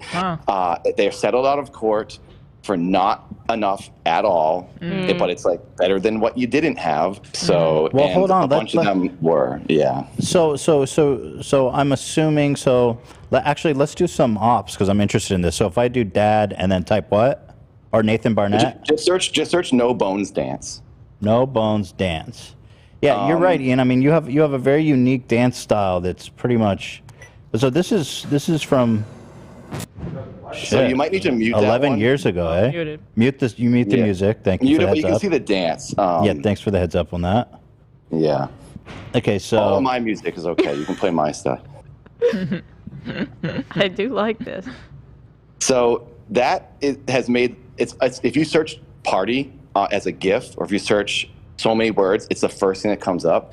So I always say I'm the A-list celebrity in the GIF world, which is below movies, television, commercials, internet. It's like bottom of the barrel. Oh, okay. Oh, I know this dance. Right. I've seen That, it. so Yeah. that is a dance in Fortnite called Boneless. Same music, Oh, that's some same bullshit. movements. and never was anything paid. So let's see. Boneless. Link in the Discord. It's like exact. Oh, so you know what? You know what, dude? Why they gotta? They make so much money. Why they gotta steal this shit? They could easily just contact If there was residuals, I'd be a millionaire for sure. Well, yeah, and you should be. Like, why should they be ripping off? Why should they be ripping people off? Still to this day, trying to make rent by getting 1,000 views on YouTube, and it's like 20 years of this, and it's like I'm still here. But if I just gotten tagged in things, like that guy F Jerry on Instagram, notorious, he would always post my stuff. I never got tagged. We know about those guys. I tried, man. I made a whole video about those fucking scum. Yeah. And they just kept doing their thing. Been stolen for 20 years, legitimately. So honestly, this is a big time to get even for you in this boxing match with that drug addict. Yeah. I can't thank Ian and Anisa enough. Like, legitimately, this is the biggest day of my entire life. Like, it's all led to this. All the failures and all the stealing. I'm like gonna show everyone. Like, I'm still around and I'm not stopping. 41, and I have more energy than everybody. This is gonna make me cry. Yeah. No, dad forever, bro. Yeah. The love of my life passed away 9 months ago, and like. Who did? Wait, what? I mean, yeah, I'm like, it's been wait. Who passed away? The love of my life. I'm not trying to get into any weird stuff, but like, I'm just talking to you guys. I'm getting amped up right now, and this is legitimately going to be the biggest day of my life, and I'm going to do it for her. So, and I'll ever get redemption for everything that's happened to me over 20 years. Oh. Can I ask what happened? It was very unexpected, and we didn't really know. I don't want to say like how, but it was just very unexpected and a surprise and a shock. And I have her dog here now, and it's just dang. It's been gnarly. It's just someone you were with for a long time. Yeah, were you guys 10 married? years, but then it was like off because she needed to just be away, but we were still best friends and like talked every second. And the last thing I talked to her, I was on America's Got Talent last year and doing the dances you just saw. And that was the last thing I talked to her about, showed her the trailer that came out. They were using me for promotion on Jimmy Kimmel, like everywhere. And it was like my image. Simon Cowell was talking about me specifically. And if you search Keith AGT, you can see it. And the last thing she said to me was, I sent her the still. I was crying on the show because I was crying because I wish she was there. And I texted her right after, and I was like, I wish you and Frankie were here. And that's the dog who I have right now. That like we were the family. It was like the three of us. And I was crying my eyes out on stage in front of the judges after I danced because I just wish she was there, and I was there alone. And it's just like I'm a very emotional person anyway, so I kind of get worked up. And I sent her the picture because she knew why I was crying, because she wanted to come to the second round. And I sent her the picture of me crying, and she said it's beautiful because she knew the whole deal. And she's like, I'm coming to the second one, my second performance. So I made it to the second round, and then she passed away. So I was at the second round alone with her, and the whole thing fell apart because the producers like totally messed with everything and didn't let me do what I wanted, and I looked like an idiot. And anyways, I'm on a tangent here, and I know I don't mean to like just derail your show, but this fight will be everything for me, and I'm gonna come out on top, and I'm not messing around. So Matt, you're screwed. Sorry. So sorry. Yeah. I tend to ramble, and I just don't want to like get off. Don't worry, I'll cut you off if I need to. So, well, that's very. My friends are definitely sad. losing their mind that I'm on the show right now. So. Well, I'm very sad by that story. That's just that's the worst, man. It's been rough. I mean, everyone goes through stuff like this, and I don't mean to like, I don't mean to like. It's not true. Like it's not important and special, but I know it's just part of life, and it's just very early, So. Yeah. Mm-hmm. Anyway. Yeah, I think she's amazing. Yeah, I think it's important people hear, everyone's journey, to get here. I think that's like, what we want to emphasize a lot, and I appreciate you sharing that, Nathan. Yeah, I think you guys are doing a really good job. Like Anisa and Ian are like, this is amazing. Like this is not like any of those stupid other fake YouTube boxing events. This is like real people, real things, and I like that they're saying it's all about the journey and like the respect for boxing, because the journey is it. Like they were saying, every fight is a story. And like, not everyone's going to be able to see that. And luckily, Ian's putting on a documentary, so you can get a taste of what's going on. Is it about all the fighters? No, I mean, we weren't able to, probably. I mean, we're going to try to visit everyone and try to get insight, but it'll probably mostly be me, but we'll have tertiary characters coming through. Make your own documentary. Yeah. Right? That's what I've been doing. I've been filming everything and uploading stuff. so And that's what we've been encouraging people to do, because obviously it is a journey, and you know, no one will be able to tell it better than the person experiencing it. I have your. Oh man, so you last year were on America's Got Talent. This has 9 million views, bro. That's dude, so crazy. it was higher than that on Facebook and everything else. Like, it was legitimately, the show was telling me it was the most viewed thing that they had on the whole season.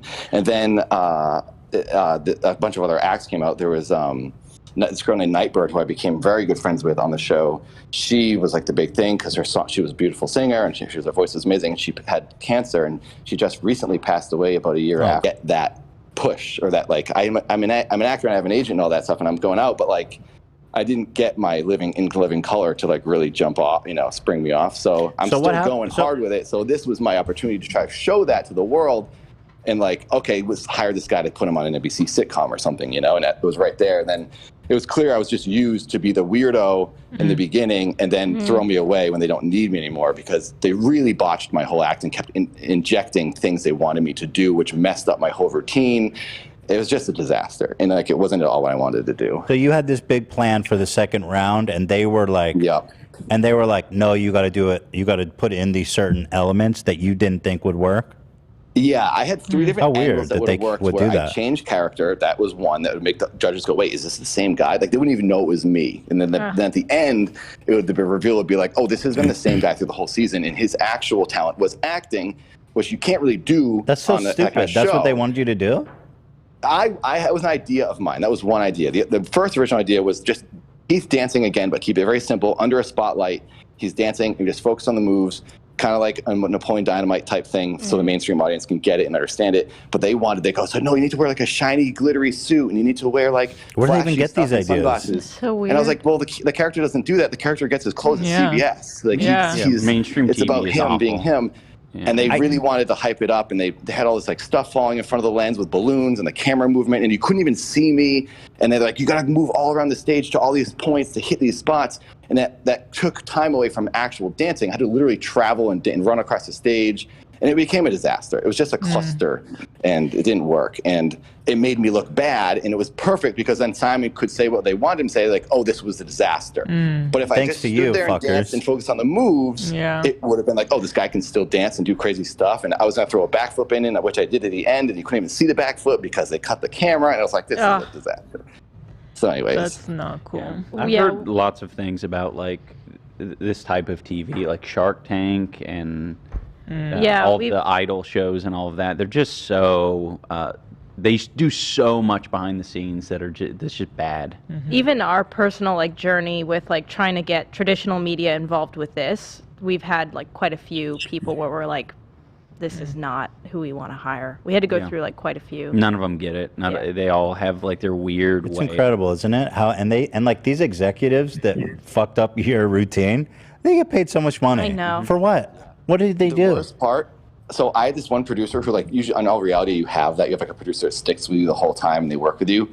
I like thought I became friends with this guy, and he's like, he worked for WWE, and I had done some stuff with WWE, and he saw my WWE stuff, and he's like, hey, I'm a fan of the character, I know all about it, I know your stuff you did with Dolph Ziggler. So I was like, oh, this guy gets it, he's cool. And they really make you think like they're your friend, and like, okay, this guy's in like every other LA producer or every Hollywood producer. And then when he took a picture with me before I went out, and he only took a picture with me and this other magician who got cut. So I was like, oh, I didn't see him take pictures with any other contestants he had. But after the fact, I was like, oh, he took pictures because he knew who was getting cut, and it's supposed to be a real actual vote. The audience was a vote. What the fuck? Then he didn't even say goodbye to me after. He didn't even come up to me and be like, hey, it was great working with you for 9 months. Whoa. He didn't say anything to me. I was like, okay, screw this place. These people don't care about me. It was planned. He knew who was going, and they got what they wanted. So the pretense is that the audience votes. I have other reasons why in logic that really shows how the votes do not count. There's this whole long, I can't get into it because it's just too long of an explanation, but like the time zones, West Coast votes don't even count technically because New York is watching 3 hours earlier. So it's like they don't even mention that in the lower thirds or anything to like say. So it's just like, how does this even work? But whatever. it's reality TV. What do you expect? The thing is, I walked into it not being excited. I was like, whatever. It's some views. Maybe some people will subscribe to me. They don't tag you. They don't put you in the description. They don't do anything. So it didn't do much for me until I commented and hoped it got pinned, or hoped that a lot of thumbs up brought some people to me. So that's like me basically scrounging for subscribers. I felt like a loser. And it just didn't do much for me because they just don't really care and they don't push you. They don't promote you, yeah. And then I got excited thinking, my life might actually change. I might get NBC. They talked to me like, oh yeah, we can get you a first look deal with NBC. And like I've been in LA for 16 years. I know how it works. I've worked with many networks for many years. And I'm thinking, all right, sure, pal, sure.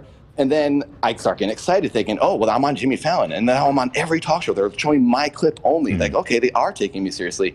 And then that's when I got mad, when I was like, okay, this was all a lie, because I felt like I was duped and I didn't want to get excited. And then they made me excited. That's fucking crazy. Yeah, it's interesting to hear just these stories because I know a lot of people just hate Hollywood. I've never really dealt with like the Hollywood mechanic because we've always kind of done our own thing. Right. But that's terrible.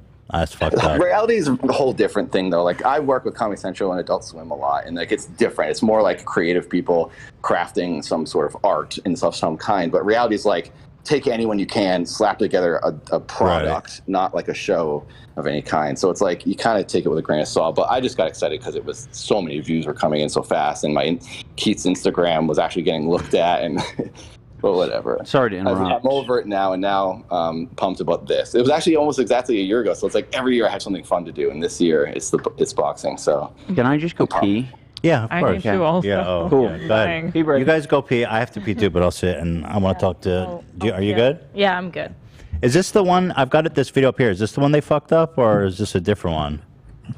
Keith brings his most dangerous performance to HGT. Yeah. Oh my God, it was so bad. They wanted to do this whole magic thing that made no sense. It was pointless. It killed time in the routine. Oh God, there's so much confetti. Oh.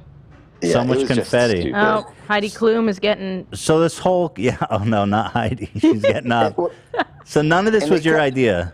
They kept telling me that there's a guy named Tape Face that was on America's Got Talent who was like an alternative comedic magician sort of like act, and people loved him. Like he blew up after. Yeah. And they're like, you're the next Tape Face.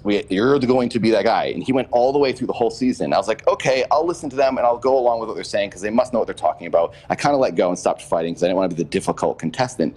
And once I did, it was like, okay, this is a dumb guillotine thing with there was no punchline to the joke. It was just like, okay, never mind. And then it killed time and everyone was confused and it just was so bad on so many levels.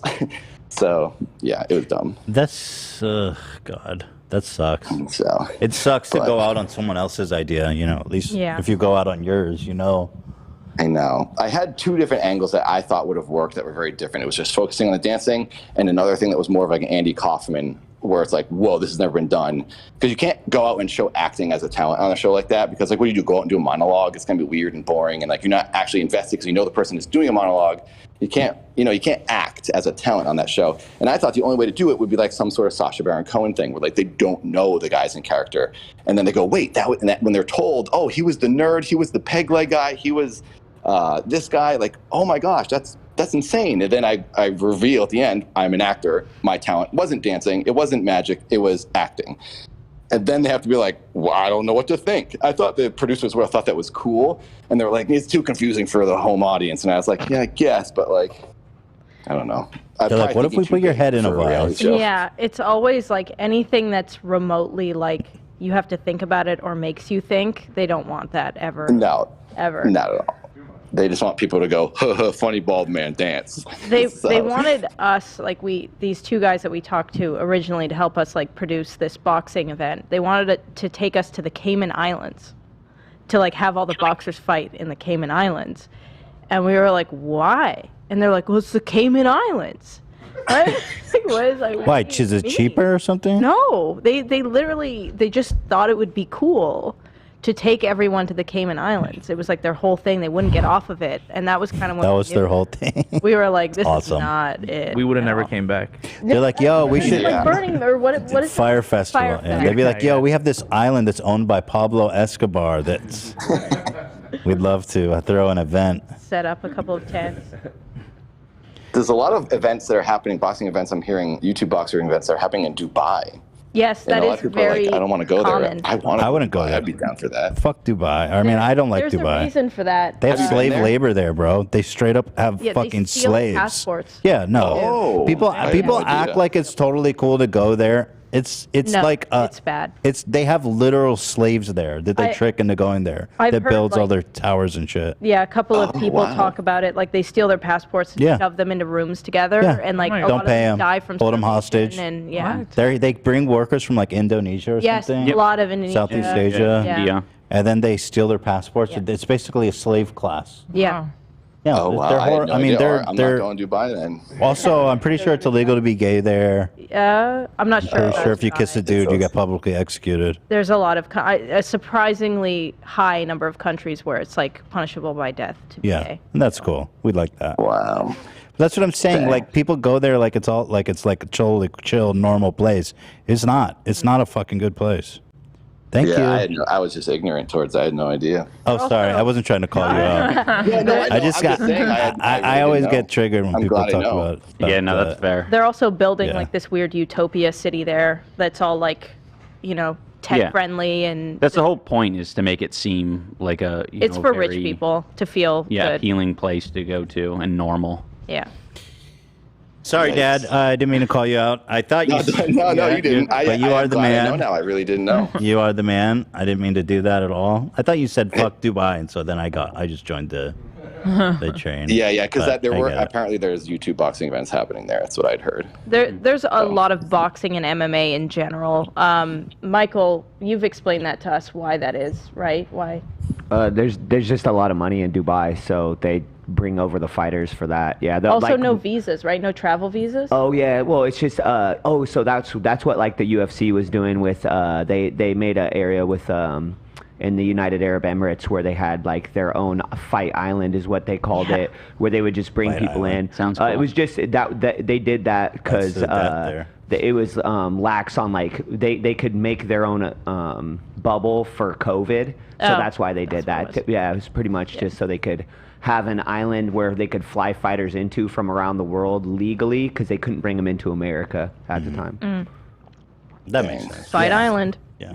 Well, anyway, Dad, everyone go subscribe to Dad. We're rooting for Dad. Thank you. Dad Yeah, forever. just search Death Dad to Matt on YouTube, Watson. thumbs up. I always hear that in Wendy Williams. Yeah, death to all of them. All of them. Are we wishing death to Matt Watson or just some light injuries? Light injuries. All of them. Light injuries, but A wake-up I might call. I might go harder on the next fight, which I'm hoping. I should say to you, Ethan, Oliver Tree. He knows what he did to Dad. So did Oliver Tree fuck you up? Fuck you over? Dude, Oliver Tree is one of my nemesises Oh, because there can only be get in one line. pop star. So, Everybody I know hates him. yeah, tell him Dad's coming for him. I'll let him know. Thank you. I know where he Well, lives. thanks We for can roll talking up to me. together. All right, Dad. well, thanks for having me on. This has Thanks, been amazing. Dad. Thank you. Thank you. All right, take care. Bye, Good guys. luck out there. We're rooting for you. Yep. Thank you very much. AB's getting it. Thanks, man. Maybe he's Appreciate getting it you. all the way. Bye-bye. By the way, thanks, Dad. By the way, I did not mean to call him out. I feel bad about that. Oh, don't feel No, bad. That no, was no. I think it was fine. Yeah. Yeah. He just- I just don't want him to feel bad. Like he came on and I was like, "Fuck you, Dad," about Dubai. He's an adult. He's 40.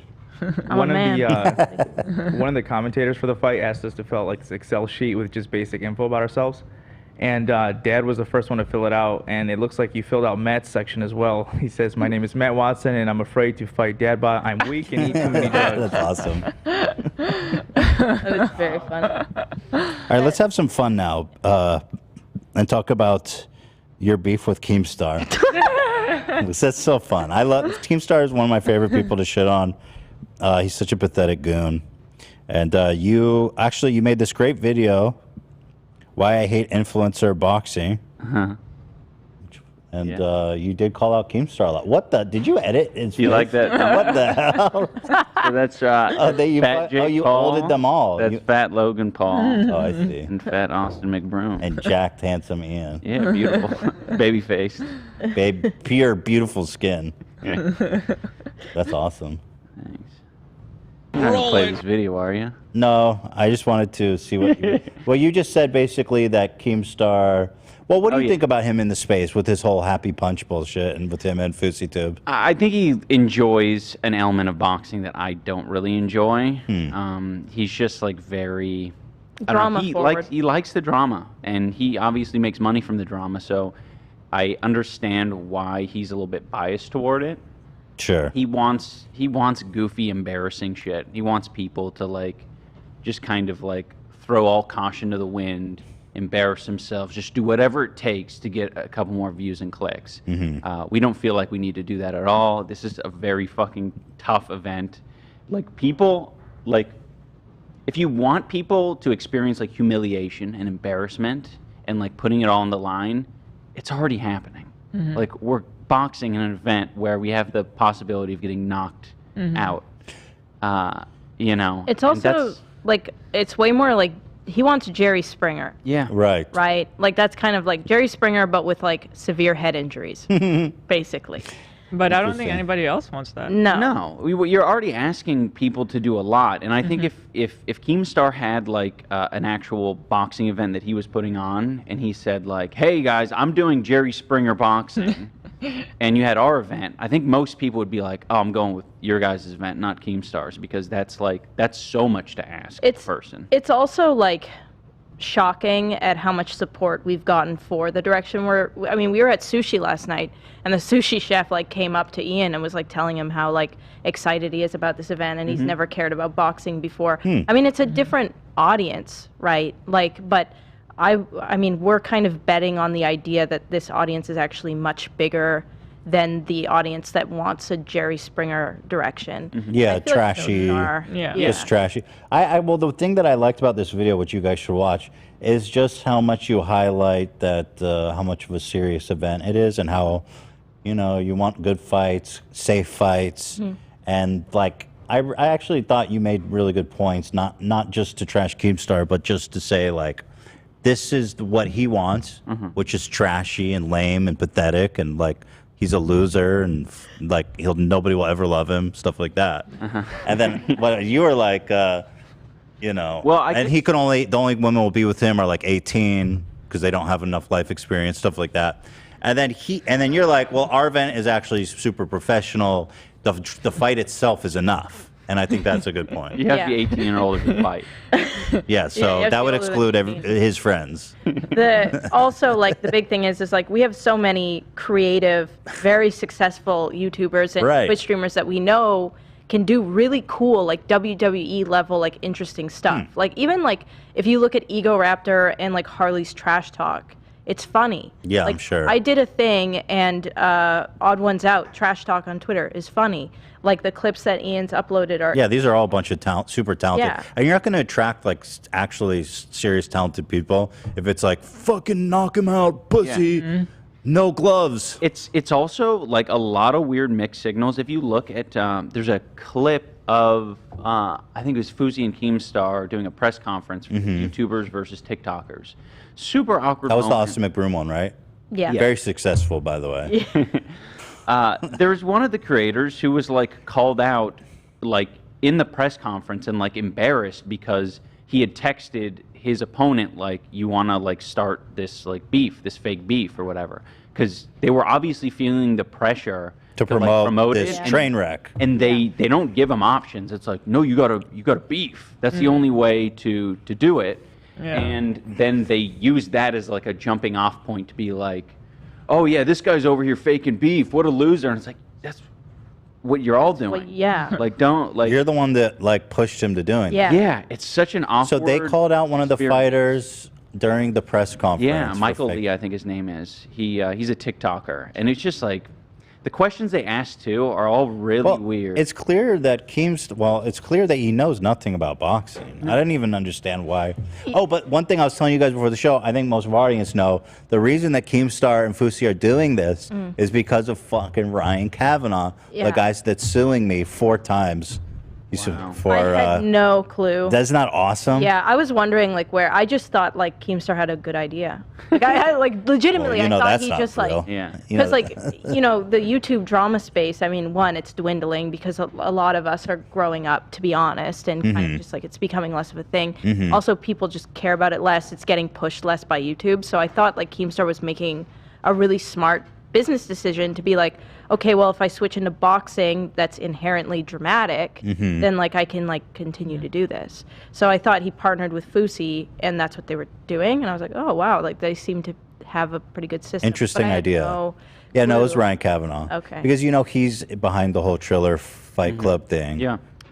By the way, we originally were talking to a bunch of people, including Triller, and they told us at the time they wanted to do this conveyor belt thing where they just have like YouTubers come on a It's card like once a month. once a type of month shit. thing. Okay. And we were like, what? That seems like literally That's a the lot. worst idea. That's Well, too frequent. like right? a way too lawsuit. frequent. You can't hype anything up. There's like it seems silly to do. you're gonna injure someone too. Like, what are you gonna like? Well, they're desperate. I don't know if you know. I follow Ryan Kavanaugh quite. His company lost $1 billion last year, bro. $1 billion. He's a fucking prolific loser. Yeah, they're doing something right now called So You Think You Can Fight or something. So it's meant to be like an American Idol, but for fighting or some shit like that. Oh, really? I haven't seen really that. bizarre. I think they're trying to own the space, but it's very risky and dangerous. Well, It's also so hard if you don't know YouTubers personally. Like, I think the only reason why we're able to do this is because we know influencers and trust sure. Ian. Yeah. But like, they have right now. They're trying to get people to fight Bryce Hall. So like, they tried to get the Island Brothers. They said they'd pay him $1 million Who, to Triller? fight them. Yeah. Oh, yeah. I always see them hanging out. I always see Yeah. Cav and. Did you know that Ryan Kavanaugh falsified a sexual assault memo? I didn't know that. Yeah. No, it's What? not even. It's not even defamation to say. It's on record. Really? Yeah. When he owned a huge film production company, Relativity, which he bankrupted. Like he utterly bankrupted that company. He went. So he's a horrible businessman. But what's interesting is that during the bankruptcy, he hired a president, super high paying job, and he wanted to fire him without giving him a severance. So he falsified a memo saying that he had been sexually harassing people at work, so to give a pretense for firing him. And then the guy sued him, and they found out when they audited the and questioned people that Ryan Kavanaugh fucking falsified that document, bro. The last person to falsify the document, his name was Cav. Cav. So now we call him Cav on the That's show. sick. Yeah. He doesn't face any. What is Well, he lied under oath, and they settled out of court. He had to pay him like $11 million or something. Yeah, he's a fucking piece of shit, actually. So But yeah, I like to say that any chance I get. He's suing me 4 times. They're trying to get. They had like they tried to get some buzz about Ben Askren, like Bryce Hall fighting Ben Askren, and then What? Who's gonna watch that? Like Ben Askren's already got the biggest L ever. I would watch He's the like, Island okay. Boys and him fight though. Apparently Both at the same time? No, Now that's a fucking fight. One right after the other. Okay? Oh no, I want 2-on-1. Yeah, That's what I. 2-on-1. Yeah. When we went to the Jake Paul event, we were sitting on the floor, and all of a sudden we just heard like booing, like in unison booing from. Was it Ryan Kavanaugh came out? No, Oh. it was the Island Boys, and they were walking yeah, on the right. floor, We saw and we that. were so confused. We were like, "Why is everyone?" They were throwing drinks at them. Like, oh my god, that is. Wait, why does everyone hate them so I much? don't. I just thought they were kind of goofy, but I think they yell at their girlfriends. Oh yeah, Oh, it was yeah. around that time that all those clips surfaced. Well, he got his ass beat by his girlfriend. Apparently, he hit her, and then there's just a video of him crying and Who's begging her. Really? One of the Yeah. Island Boys. them. Yeah. Yeah. Actually, something about Ryan Kavanaugh, since he's in the boxing world, it's kind of relevant. If you type his name in Google, he just gets the. I don't know if you've seen this, but this is important. So if you type his name in Google, actually the second website that pops up is one that we made. Does Ryan Kavanaugh look like Harvey Weinstein? Oh, I remember that. Yeah, so it's number 2 on the search results. It goes between 1 and 2. And I like that. well, it turns out the public is confused. On a poll we took of 10,000 voters, oh shit! a huge, like I don't know, 95% said that they do look alike. I- Here you can see if you slide between them. I mean, the resemblance is uncanny. Coach, I mean, you're not familiar with any of this. Do you think they look alike? Spot on. It's like Spot on. crazy, right? Twins. Right. Might as well be twins. And then, there's actually photos of them together. You can see Ryan Kavanaugh. He's kissing him on the head. my God. He loves him. Wait. Yep, here they are Those together. Photos. Here he is. He loves the guy. But the kiss on the head really says it all, doesn't it? That's crazy. Yeah, it is. He was like probably sniffing his hair and everything. For sure, yeah. He has DUIs, 2 of them. In fact, one has a wet and reckless. One was reduced to wet and reduced reckless. To a wet and Let's reckless. be accurate and here. reckless? Yeah, that's what happens when you're rich. That sounds like porn. I know. It's a thing apparently. Wet and reckless. I never heard that. People I know, they get DUI. Right. Yeah, we had a DUI run-in recently in our Lyft. Oh yeah, our Lyft driver had a fucking It was blow into the horrific. shit while he was driving. What? It was beeping. Yeah, it was so bad. We were already late to the Wait, airport. did he get arrested? For our 4 a.m. No. He just, okay. So- he had a DUI in his. What happened was we were late to get to the airport, right? The Crazy. Uber, it took like 20 minutes. So we're in there, right? And we're driving. It's a messy car, whatever. We're driving really fast on the Florida highway. And all of a sudden we just hear like, ee! Like this really loud beep. And Ian's like, that's too loud to be a phone. Like, what is that? And the guy ignores it. And then it goes off again. And we see him reach for something, and he pulls. Like, I've seen the DUI, the machine. I see. So he had to breathe into it while he's, like, on the highway with us. And he said, like, I might have to pull over. He said something about pulling over. So we thought that, like, he had, like, maybe had a couple of drinks, and we were going to be late for the airport. It was the most horrific. It was the most Florida thing. So once you get a DUI, they install. If you want to drive, they make you check in. Yes, and if you don't Depending on- pass, the car shuts off. That's pretty cool technology, actually. Yeah, well, Ryan Kavanaugh, he doesn't drive anymore. He had to get a driver because I think he lost. Oh, his license. Actually, one of the DUIs was a hit and run, too. Oh, my God. Yeah. Are they okay? Or is Yeah, no, there was no injuries. Here, I'll read it to you. In October 2008, while on probation for an earlier conviction of DUI, because these have all been cleared by our lawyers, so these are good. Oh, okay, nice. Yeah, these are clean. That's good. While on probation for an earlier conviction of DUI, Kavanaugh was arrested for drunk driving, speeding, and driving with a suspended license from an earlier conviction. Oh, so there's nothing about the hit and run, but that did happen. He also, since we're on the topic, this is what I was saying. He lied under oath. Yeah. Yeah. What's the Ponzi scheme about? Okay, so, well, this is what he's suing us about, so I'll read this. This was approved here. 2019, Elon Spar signed a complaint under oath alleging that Kavanaugh persuaded him to go into business together under false pretense. The suit was resolved out of court. This story was covered by Variety, an article titled Ryan Kavanaugh accused by his ex-partner of running a Ponzi scheme. I see. So he's suing me for defamation. He's suing me for copyright infringement. He's suing me for tortious interference. That one we won already. We're countersuing him for legal fees. Quite a battle. And he's suing us to remove this website. He's saying we're impersonating him. It's like a hobby, It's a good time. legal hobby. Yeah, it's a good time. So, but I should say, yeah, that it was resolved out of court, and Elon Spar said that he did not do a Ponzi scheme. Yeah. There you go. Even though, by the way, it is worth telling you, Ian, that Elon Spar, under oath, said he was running a Ponzi scheme, but then, not under oath, said he wasn't doing a Ponzi scheme. Think about it. His former babysitter suing him for unpaid wages. What? $175,000 unpaid. It's a lot of babysitting hours. Well, it's a night nurse, so so you have, okay. They commit. It's a big deal. They Yeah, commit yeah. themselves to you for like a year. Yeah, it's a salary, right? Like, And then so apparently he lost custody of his kids because he's a fucking alcoholic maniac, and then he's like, well, I'm not going to pay you. Yeah, he's a piece of shit, right? I don't know about the custody thing. I'm just assuming that's what happened. He sent me this DM. Oh, okay. I'm just going to wrap it up here, but here you go, Ian. That is. Ryan Kavanaugh is a force of nature.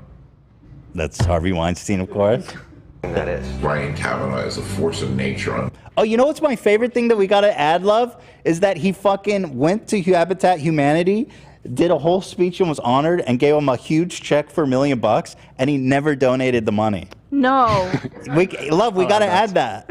We gotta add I'm on that right now. There's a whole thing. It's so fucking good. He never donated it, and then they bitched to him. They're like, "Yo, what the fuck?" And he ended up giving him like $10,000 only. He's a good guy. And that is Ryan Kavanaugh is a force of nature. Yeah, it's like a bottomless He pit. really is a force of nature, though. It's He is. right. Destructive. Yeah, absolutely. Yeah. We also made a game. I don't know if you when you go home later, if you go home later and you want to play the game, you can test your skills. Yeah. So you tell me, do you think that this is that Ryan or Harvey? No, that's Ryan. It's too spelled. Ryan. Ryan. Good job. You guys got it. One more. Here we go. Ready? Go ahead. That's Harvey. Harvey? Yeah, you guys are good. You guys are good. Too thick. Yeah. Last one. Let's see The how you only do. difference is the weight. Go ahead. Oh, that's hard. Ryan. Harvey. Oh. See, that was Harvey. Oh. Nice try. Nice. It's more challenging than it looks. Yeah, fair. The angle makes it harder. I think head on you can see the goiter unique of game. Weinstein. You know, because we're doing a public service. So there it is. If you guys want to go, Google his name, Ryan Kavanaugh. Cool. It's the second one. There. Thank you for that. It's actually hard to miss. So, love that for him. Oh yeah, let's look at this dumbass. But don't you love that? Like, I've got beef with Ryan Kavanaugh, and then Keemstar, and this is what I think happened, slides into his DMs, and they become friends, and now he's paying him to promote boxing. It sounds like it's awesome. middle school shit. Like, he hates me too. Well, Dan always says that it's like the League of Legion of Doom. They're forming the Legion of Doom. Oh, All of Ethan's enemies keep coalescing into. And then and Trisha alliance. apparently got involved somehow and was talking to Ryan Kavanaugh. We don't know about that. Well, like in the lawsuit, in the lawsuit against me, what I do know, I don't know if they talked, but what I do know is in the lawsuit against me, he included excerpts of how I harassed Keemstar and Trisha, and I thought that was interesting. Oh. Okay, whatever, who cares? Everyone's heard of this 1,000 times on the show. He's my favorite. You know, recently I thought we were in somewhat good terms. You know, you have an event. I've been trying to talk about your event as much as possible. So this is in response to your video? Yeah. Yeah. I can already tell he's so sad. That's it. Not okay. You know. I think Anisa has good insight on Yeah, I have a relative with I'm not saying he has BPD, but I have a relative with BPD, and I think a piece of me felt really sad watching this because I genuinely think I don't think Keemstar a lot of the time understands when he throws stones. I don't think he understands when he's doing things that are hurting people. So then when somebody responds with the same energy, I think he feels genuinely like he's being attacked. And then he gets then he's like, well, now I have to fight.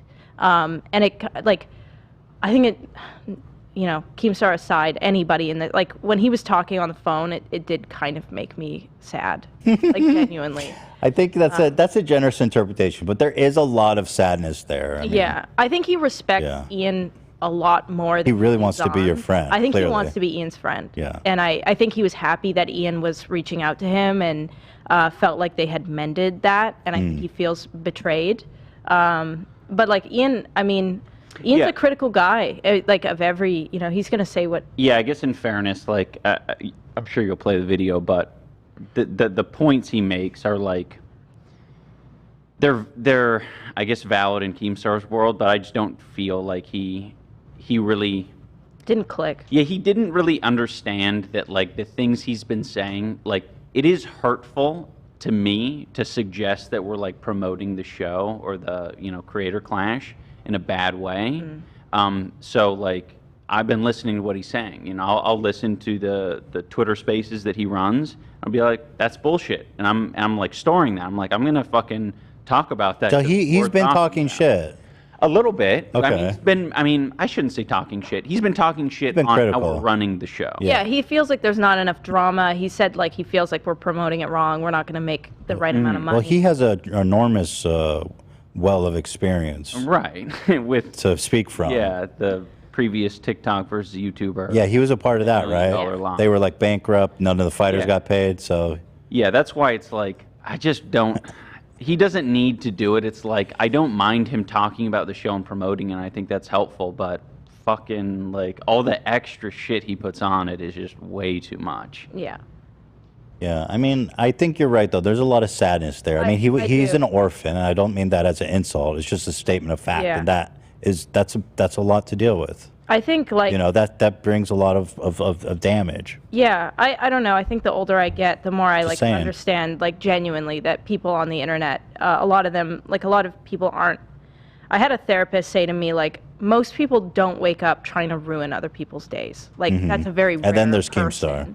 But like there's a very, so you try to interpret as much as possible that like when somebody's doing something, even if it's hurtful, most of the time they're doing it as a defense mechanism, even if it's That's really true. messed It's up. definitely a defense Right. mechanism. Yeah, So like you're I right. think we actually watched that when we were eating poke, and it genuinely made me feel I felt sad. What's the poke significance? Poke? Okay, okay, We were yeah. I was just, just, you know, I've got the bowl. I thought you were gonna spit up your fish or something. No, I just like I think it, I don't know. I didn't know know. if I was getting sick from the poke. Yeah, I felt Watching nauseous. the video. It was the raw fish or Keemstar. I just want to say, I agree with Anisa, and I feel like that's where the whole beef with Ethan and Keem started as well. Is he I thought do when he agree. came on the show, they would be buddy-buddy. I agree. The problem with the man is like we had a good time, Mhm. or I mean, I was brutally honest with him, but it was good. Yeah. And like I apologize. So he got super mad at me because I was like, I know you guys are mad. I talked to Keemstar. I was, well, you don't like him, but even though you hate him and I hate him too, which come off harsh, but whatever.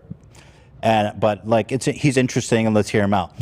And I was like, he was like, fuck you, you fuck. And I was like, you know, I'm sorry, it was too harsh. I erased the comment. I did everything to like be a normal. And he would just never let this go. Like I tried, you know. It's the betrayal. And then he tried to ruin my fucking life. Or the feeling of betrayal. I'm not saying that you did betray Mm-hmm. him, but I mean, the man has, you know. Well, anyway, let's watch it. We'll help you promote your event. I had you on the Twitter It's got to be Spaces hard though talk. to be like. How old is he? He's 40. He He's just turned 40. 40, yeah. It's got to be hard to be 40 and just have like just a loveless life, you know. makes me so sad. Yeah, no, I'm right. I'm just giving him the benefit of the doubt. I mean, that's why, like, he's, you know, the only girls who hang out with him are like right out of high school. There are some 18-year-olds we in saw high him school. from afar, you know, Oh, at you the did? Jake Paul event. He lost a lot of weight, didn't Yeah, he? he had like a whole posse. It was like a whole train, a parade. There was like, you Of know, a bunch of 18-year-olds? like, younger YouTubers like in their Yeah, career or whatever, and then just him in the middle with like his significant other, Yeah, and then it's like daycare some in the when back. he hangs out. And we had our masks on, so He's we their could- chaperone. We had but it was an interesting sight. It was kind of like seeing Yeah. a wild animal. Did they arrive in a school bus? To the field trip? But yeah, I mean, look, it's got to be hard. I mean, the guy has a bar in his basement where he probably serves underage girls alcohol, and you know that's just what it is when you can't hang out I with did someone. see that video of him and Fousey. You guys like reacting to that? Yeah. Like, that was very interesting. I did like. I loved when he was bringing out like cheeses and bacon. And, Wasn't that so interesting? And that was like the food. Oh, it wasn't bacon. It was jerky. It was jerky. He had a plate of maple syrup, and they were eating it with a fork. I love It tastes like that. jerky. I feel like You could tell You didn't Fousey watch was that? not about it. It's like this is some white people shit. I feel like Fousey the whole time was Totally. like trying to figure out if it was halal or not what he was eating. Oh, Like, is he was halal? it, yeah. But yeah, that was awesome. He just said jerky. That was like how Keemstar eats. I mean, the man is a fucking beast. He literally just eats beef jerky and maple syrup. Like, who does that except Sasquatch?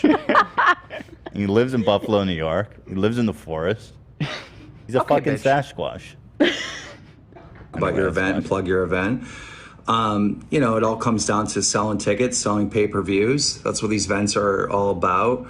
And you're trying to do something different. I'm interested to see how it's gonna all Gracious. pan out. Yeah. But in this new video, it's like it almost feels like we're at war against Keemstar. You know? I did use a lot of Keemstar clips in Yeah, that video we did. because he was the main spokesperson for these points. I occasionally hear it from other people, but not nearly as often as Keemstar. He'd almost say it in every live space. And the points that you're trying to combat are what? Are that starting some drama is like strictly good. Right. And like when someone says like drama is good for your event, that like has so many connotations because it's like, yeah, I agree. What am I going to do about that? Like, I'm not going to. The only way to make drama happen is to either let it happen organically or you fake it. And like, I'm under the philosophy that you should just let it happen organically. This is an example of it happening organically. Keemstar says some shit that I totally disagree with, so I make a video about it. And that's exactly why I made the videos, because I'm like, yeah, this could totally bring attention to my event. And he even addresses it in the video, saying like, see, this is good, this drama is good. I'm like, yeah, it's good, but it's not what you had in mind. Right. What you had in mind was me and Dr. Mike, like, saying some cringe. Right. But you guys, you guys are both good dudes, and neither of you are interested in juvenile drama. It's cringe. It's not. Yeah. That's not the crowd. Yeah. I mean, absolutely. Maybe Keemstar's crowd would want to watch that cringe, but as far as it coming across naturally, like we got some natural stuff going on. Dr. Mike doesn't want to do the pro fight; he wants to do exhibition. So you know, there you go. That's some stuff. Let's dig in. We were genuinely shocked funny. by that, though. Yeah. We but thought he was down. Yeah, just we don't want to force it, Keemstar.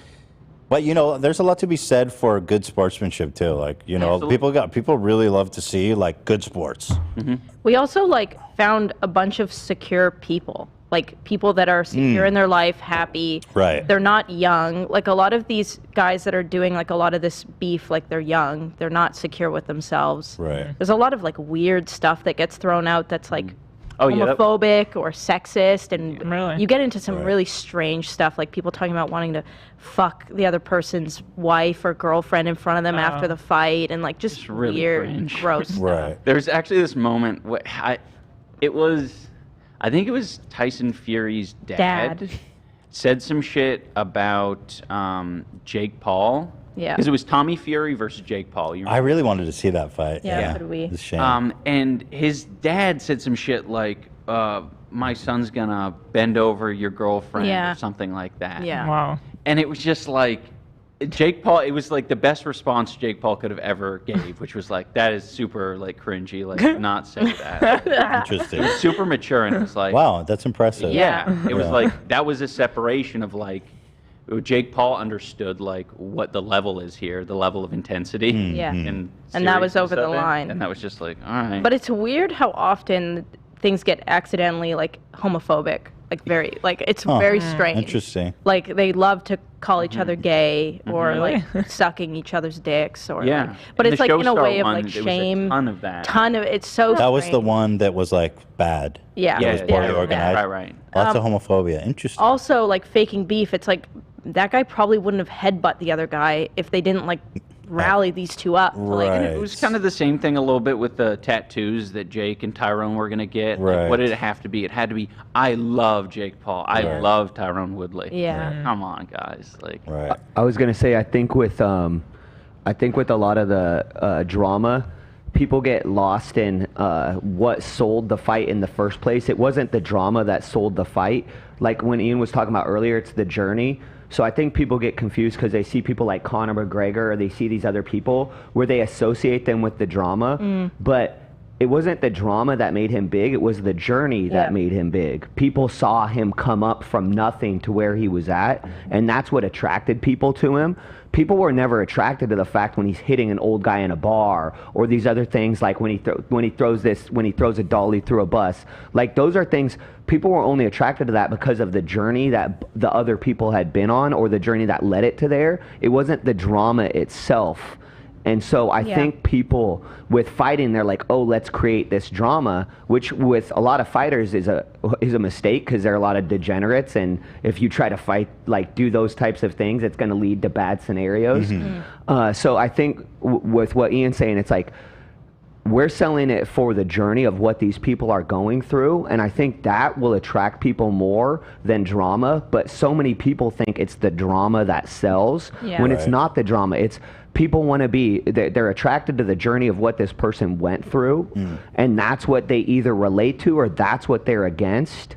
And say with like the whole Mayweather thing, when they talk about drama, it's like it's not drama. He was playing a heel, and that's a classic like old school pro wrestling move to get people interested. We need the heel and we need a heel, but we also need a good guy. And if there's two heels, it doesn't sell as well. You need to have like the drama, but there has to be the good guy. And so they get it mistaken. Like, a really good analogy I feel like is like you can see a clip of a building exploding. And you're not going to be like, well, that's awesome.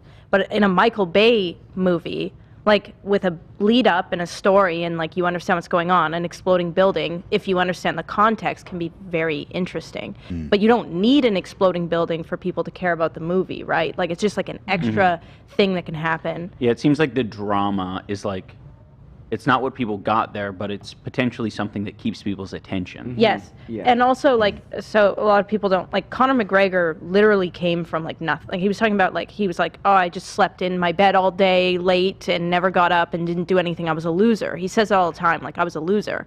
And then he's like, I decided I want to fight. And he started fighting, and he became very successful. And, like, the Irish side of him, like, there's a lot of things that sold him way before any of the drama. Right. So. Well, that's all very interesting and refreshing too, actually. Yeah. Because it's all been about like kind of the trashy stuff so far. So I like this angle you guys are taking. You made multiple points that you know, you said something along the lines like, I don't like these fake bets, but you know who does? Keemstar. And then you play a clip where I'm criticizing Stromedy for the bet being fake. What did you say? Stromedy? Stromedy. He's a Canadian YouTuber. Oh, that's a person. Yeah. Oh, okay.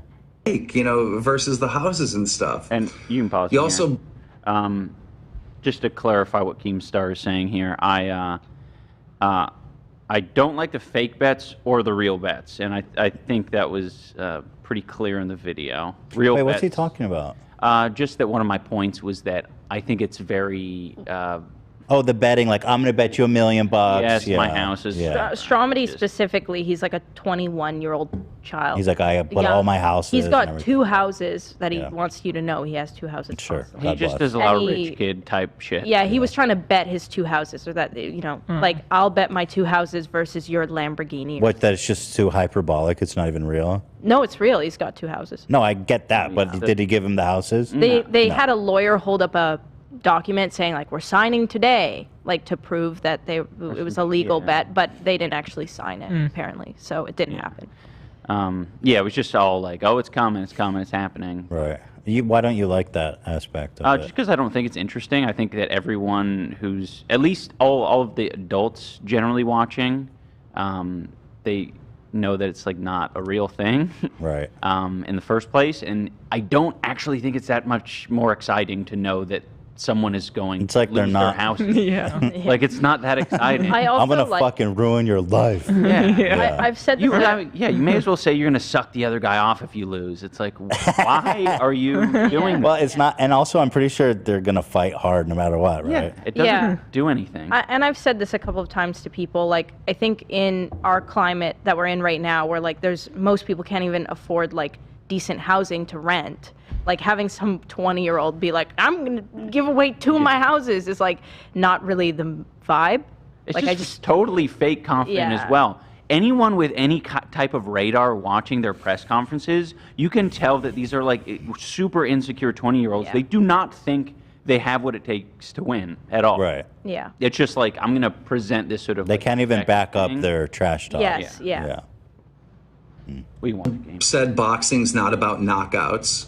And then you bring up a point where I say, hey, if you get the knockout, it's like, you know, the biggest plug in the world. What is wrong? I don't understand what's wrong with what I'm saying. You know, Jarvis got the knockout in Social Gloves. Jarvis is one of the most sought of boxers right now. Is that true? I mean, I think people take him seriously because he won. Yeah. Just like people take Wasabi seriously because he won. Wasabi just won against Deji. I mean, Jake Paul didn't knock anyone out until recently. I've never heard of him. What? I've never heard of him, so. I don't know who, I know who Jarvis is, but he's just a YouTuber. Yeah. I don't think he's in demand. Well, that's I'm a the fan problem, of boxing. right? I've never heard of him. Is Keemstar, when I was trying to look for an opponent, he did a Twitter poll on his own of like, who would you like to see iDubbbz fight? And he lined up like 4 people. Because he was convinced I needed to fight like a nemesis. If it wasn't Rice Gum, it had to be J Station. Right. And I'm like, I've never said a fucking word about J Station. I don't know anything about him. He doesn't even have a YouTube. He doesn't even have a YouTube presence. Yeah, he's banned. It's like, you are so stupid. But they're not even good opponents. It's not good fights. If you think I should fight this. But he put that Twitter poll up. Who do you think won? J Station. Yeah. Like, that's who it was Jeff Thanks Whittick, for nothing. Taylor Holder, and some other ones. Dr. Mike. And it's like, like, that's your audience. Like, of course, Keemstar's audience is going to say J Station. Yeah. Like, Yeah, it's like putting it out to an It's echo super chamber. biased, yeah. His obsession with wanting to box me is awesome too. Actually, what's interesting is you invited him into the gym and he bitched out. Yeah, to spar. I mean, that's the thing. He's very confident about talking about like knockouts and head injuries, but I feel the same way as Ian did in that, you know, if you're going to be so confident about people giving each other, you know, knockouts and concussions, like you should at least try soak, it. at least Yeah. soak Know a what it few is. punches Yeah. to the head. Yeah. You know, at least know. I mean, concussions are not fun. Mhm. It's the worst. You feel like you don't even know which way is up or down. It's Really? Yeah, the and if worst. you're going to be involved with so much of the boxing press and giving your like high level takes about what should be done, like you should have some experience. Yeah. Yeah. Yeah, that's a fair point. I mean, you offered graciously for him to come down and he bitched out big time. He fucking cried. we would do it too, and I know. Ian's a very responsible I spar. know. You wouldn't hurt him. You would take him graciously to give him a genuine I experience. mean, Michael's going to be chaperoning the whole thing, making sure I'm not going crazy on him. Yeah. Michael? Michael. Oh, you're sorry. Yeah. Ian I might has- encourage him to go crazy. I just though, know you as so- coach. I just know you as coach. Ian has accidentally dropped some people with body shots. Did you so- fuck some people up? It One was an person. yeah. Oh. It was an accident. Did you feel bad? Yeah. Yeah. He's actually Well, I don't know. hurt a lot of people with body shots. You got a vicious body game? Yeah. Hey, don't tell Dr. Mike. Should Dr. Mike know that? Yeah. Maybe we shouldn't Yeah. talk about this. Yeah, maybe we shouldn't talk about this anymore. It's too late. How do you protect? No, that's good. If he Crouching thinks, yeah, if like he this. thinks he needs to protect his body, I'll just go for the head. Yeah, you're supposed to use your arms, your elbows, your movement, your feet, but Ian sneaks in body shots really well. So and he it's funny because he won't realize it sometimes until afterwards. Yeah. And like a week later, somebody's like, "Man, my rib has been bruised all week." Or there was one guy that was like, "Man, you completely stopped me there," and just stuff like that. Where sometimes I don't think he realizes that he like messed the guy up to the body until afterwards, and then the guy's sometimes he doesn't even know in the moment because he like Yeah. I see it, I'm like, "Oh crap, you finished him, Right. but he's like, "What?" Is it difficult as part of this new hobby you're doing or profession, if you want to call it that, as hurting people? It's definitely like a tough mental thing, Mm-hmm. right? Like when I think when I started sparring in the first place, or just getting involved at punching towards someone, like this prospect of like even connecting with someone's face is like really difficult. Like you don't want to do it. You're gonna be punching in front of their face the whole time. I'm gonna be punching Anisa like right here because I'm like that's not a normal human thing to do. Is Now he does it all the time. do that. We'll be like in the kitchen and he'll fucking come up to me and just start punching at me, like moving around my body. I'm so desensitized. Well, you're pretty talented there, so you got to return. Yeah. Oh yeah. Yeah, she is talented. We definitely have him like spar safely though. So we like intensity is always matched. So normally if somebody's in there and they're not that good, Ian's not gonna up the intensity. We're gonna make sure that like we get safe work in. But if somebody's in there really like pushing the intensity, then that's when it will turn more into a fight. But usually we try to like build them up. I don't have Ian in there throwing all out versus somebody that doesn't know what they're doing. Sure, yeah. So when Be Ian safe. does like hit somebody hard, it was I like to say it was very mutual that it got to that point. But how do you prepare for like a real fight then? You know what I mean? Because when you're in the fight, it's all out. Enough of No those holding moments, back. and that's the thing, right? There's fitness, and then there's being conditioned. A lot of people will think that they have the fitness to box a certain amount of rounds, but you really have to be conditioned to actually fight and to punch people, as well as the environment. So that's why like they have the advantage. They've already been to the venue, so now we can kind of like visualize that moment, visualize being in the venue, because being conditioned for a fight is much different than actually the fitness levels for a fight, and you can't actually simulate it until you're really in there. So we just had to give him as much looks as possible. So like I said, sometimes it's technical, sometimes it's a hard fight. So we get him through as many different moments as possible before we go through that experience. He's seen fights. Like I don't even think he's aware of when he's like in a fight, but there's this one guy that he spars with very regularly named Ryan. He's an MMA guy, very good. Where it's kind of like a Dark Souls boss. It's so funny. Like Ian will get this like really hard punch off, and then Ryan will be like, "Oh, we're doing this. And he'll just like start like just beating the shit out of Ian, and Ian's like, I don't know what the fuck's happening. He's gotten better with it, but it's cool to watch because it's So like, you place yourself against Yeah, that's what happens. high level fighters. Yeah, Yeah. you. yeah. Yeah, There's like they a- said, That's good. some of the guys he spars with have been sparring for 20 years. Yeah. Ryan Ishmael's like a pro MMA fighter that he works with. Yeah. But he spars guys we have a few people that are like a little bit lower level, so that way he can actually see when he does well. Because like she said, what happens is he'll do well against somebody that's been in it for a long time, and as soon as you do well versus somebody good, they're just gonna take up their level. Yeah. And exactly. So, and I don't expect Ian or AB to be winning those rounds, but if we can have progress, and just have progress, like if we can be successful in a few moments in those rounds, I take that as a win. So sometimes Ian's in there getting beat up and he's looking at it as a loss, and I'm like, well, you did these like several things well, and I'm more happy about that because Dr. Mike isn't he claims he's been doing it for 10 years. It's like he hasn't been fighting for 20 years or 14 years or more like some of the people he spars with, or AB I'm sure spars with. So it's going to be a whole different experience, but to ask Ian to beat somebody that's been doing this for 20 years legitimately isn't a realistic ask. To ask AB to beat those guys isn't realistic. Just knowing what it's like to be in there and not being shocked once you have to go in there and fight. This is Keemstar right now, by the way. We just got this photo. He's crying in his bar. Box me, in his basement, watching the podcast. Box me, bitch. Yeah, to add on to what Michael said, it's sometimes I'm afraid if I like land a good hit and the whole gym's like, ooh, because I know then I'm gonna get my ass kicked. That is immediately true. after I land a good hit, That's true. then I just get my shit rocked. So yeah. Oh, that's a double-edged sword there.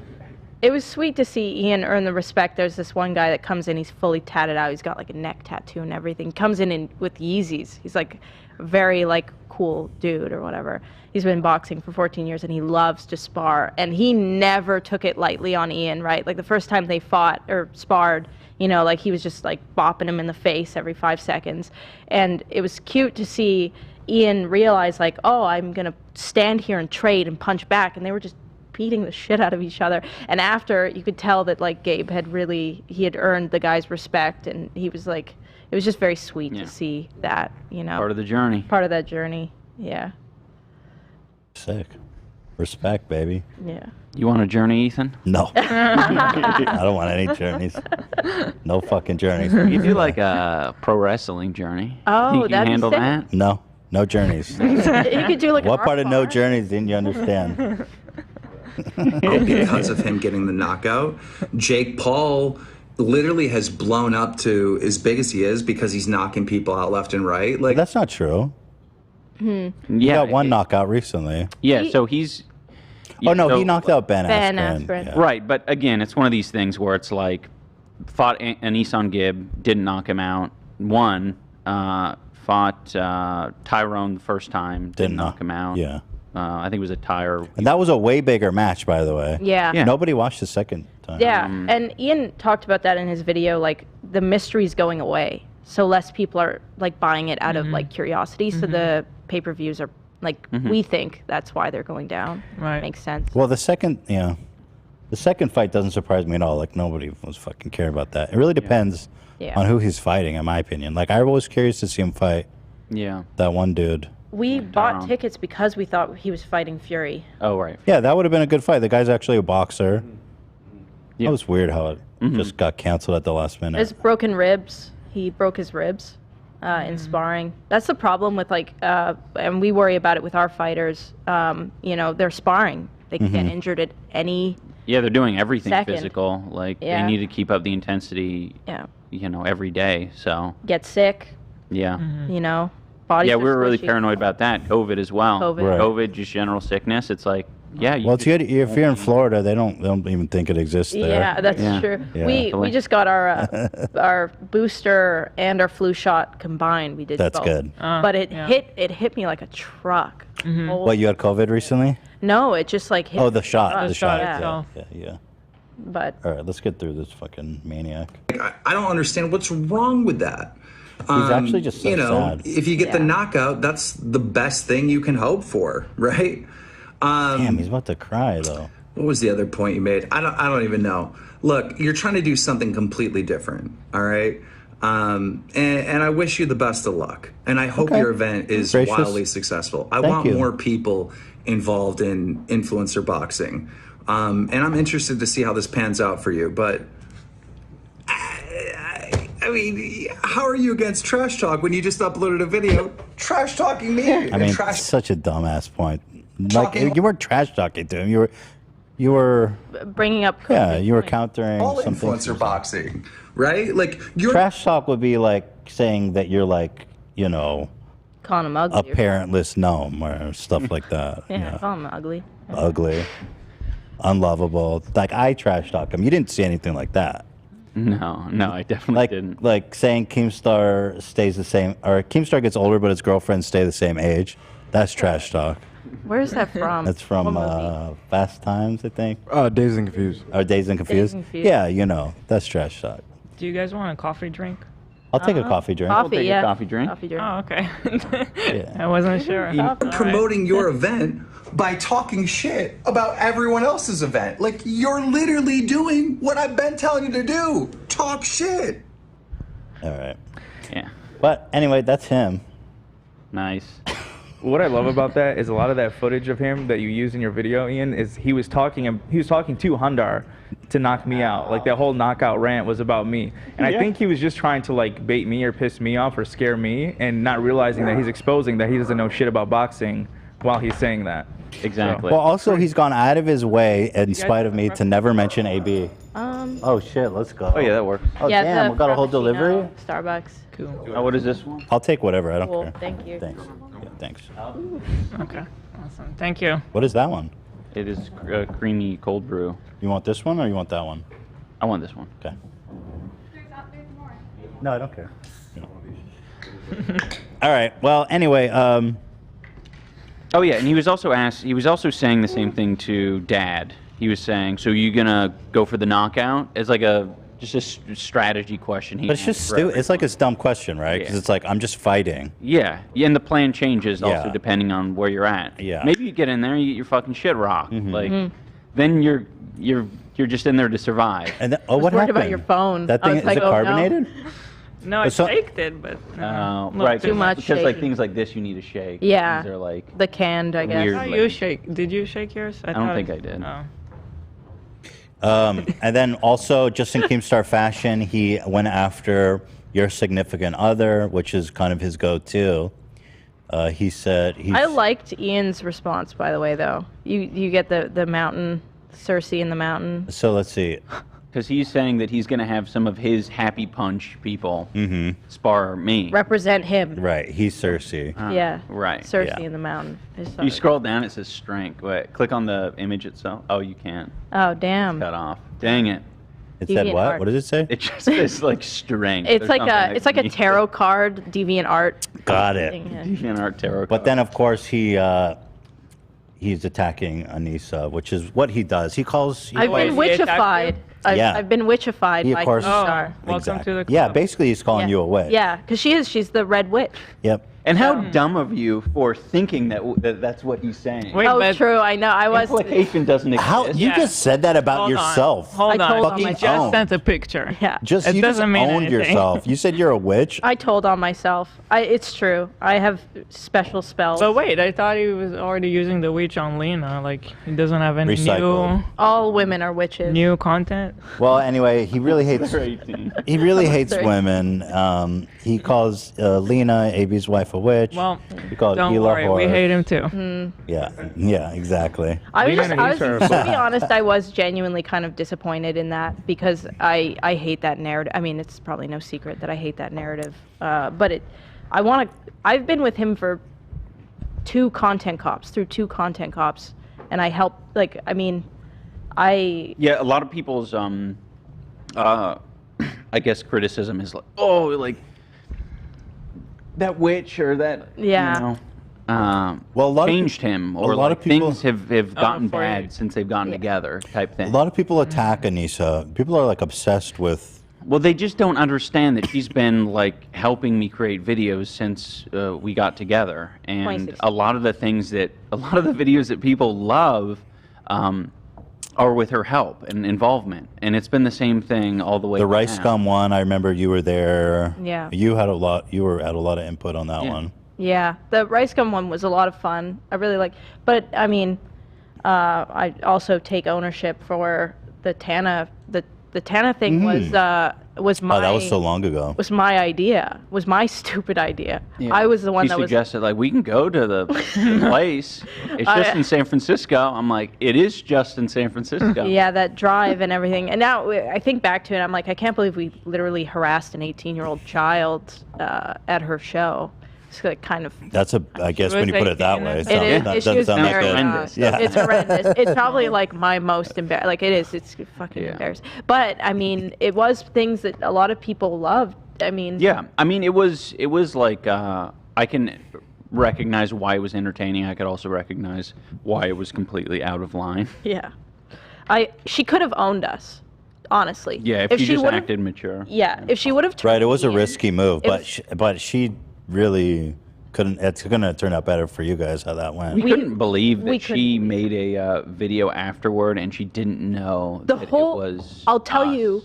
She had no idea. She just thought it was like a crazy fan. It was crazy when we were in the wow. car. So we drove and we stayed with a friend and we were driving back. We did like the 7-8 hour drive. And in the car, after everything had transpired, Ian's sitting there and I'm sitting there and I looked at him and I was like, I don't think she knew that was you. She described you as a psycho fan in her video. Yeah. She That's didn't know. Awesome. I mean, that played perfectly into your video. I think, I don't know. We did like sort of do an impulse buy of her merch while we were there. We did, yeah. And we loaded up on the merch like in the line. Right, I remember that. Yeah. It's like. Oh my goodness. Yeah, it's part of like the history of like the channel and stuff, but definitely like, I mean, as almost 30-year-olds, or he is 30, it's like you look back on that and you're like, holy shit, I can't believe we fucking. It was a different time back then for sure. I don't think it's fair to say it was that different. It was just. I think I was different for sure. Well, I think people have the same problem with me. Is it the same have a problem with you? Is that we both used to be like edgy comedians and we were a part of the larger commentary community. And as we've aged, we've realized that, you want to conduct yourself differently. Well, when you start interacting caring. with the actual world and you're not in your bedroom creating like sitting in your bedroom for 19 hours creating a hit piece on someone, basically, and you actually interact with human beings, you sort of realize like that isn't really real life. Also, I think like to be fair, like the OnlyFans stuff like really was a huge wake-up call to both of us, like emotionally what happens when like the internet kind of collectively shits on you. So, by the way, if people don't know, so you guys started dating, you decided to make an OnlyFans, but that was like years after you guys were already together, right? Yeah, we were together for 4 years pretty much at that point. And so then when you made that OnlyFans, there was like a huge A lot of wave people hate. cared, which was very surprising. Probably, yeah, so what happened? I mean, in your perspective, your guys' perspective. Well, from my perspective, it was basically like I think I'd given off this persona of like not liking promiscuous women or like thoughts, e-girls, sluts, whatever you want to say. I think people like saw my video with Tana, not with Tana, about Tana, and thought like, oh yeah, like he doesn't like people like this, and we will collectively like laugh and point at and make fun of. And to clarify, people like this meaning like women who are not like the modest Wojak meme. I mean, a modern woman who is has control of autonomy of her herself. Yeah, exactly. And so a lot of times, and this is what they do to me, is that they would put their values onto me and be like, he's just like me. And then when they find out you're not just like them, then they hate you. Yeah, especially you were also, when. Sorry, I was just gonna add. You were also very like the untouchable iDubbbz that like people. You never given them anything. You were always very careful, and you knew how to conduct yourself. And you were putting these videos that like you said, looking back at it, it's kind of like a hit piece. But you didn't give them any info about yourself, and like you wouldn't mess up. Like you knew.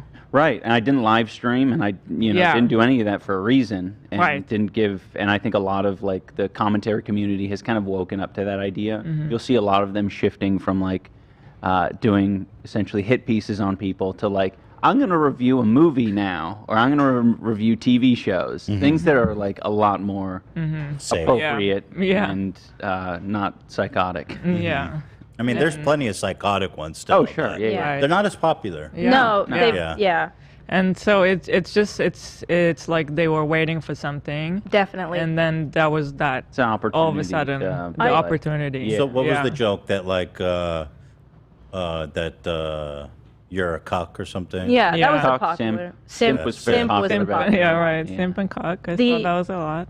It was a big shock though because But not like in a funny way. No, like in a no. really like Genuinely, misogynistic, gross, like bizarro world way. I think the most disappointing thing to me is how many YouTubers that I respected had this weird view that Ian wasn't comfortable, like just assumed that Ian wasn't comfortable with what was going on. Literally, our whole relationship has been like just mutual respect and understanding. Everything we've ever done, whether it's him or me, it's been like heavily talked about, like decisions together, including this. And it was an exciting, like we were both Yeah. like, this is such a cool, I was like, great oh, idea. how smart! What an easy way to make some extra money. Yeah. And it's And you basically did. the You were. same I mean, you. as an Instagram. Yeah. Just a bit more lewd. Yeah. And the plan wasn't even to be like Yeah. lewd in the first place. Yeah, it was just to be like. It was full. It was just like lingerie at the beginning, and I made crazy money off of like lingerie.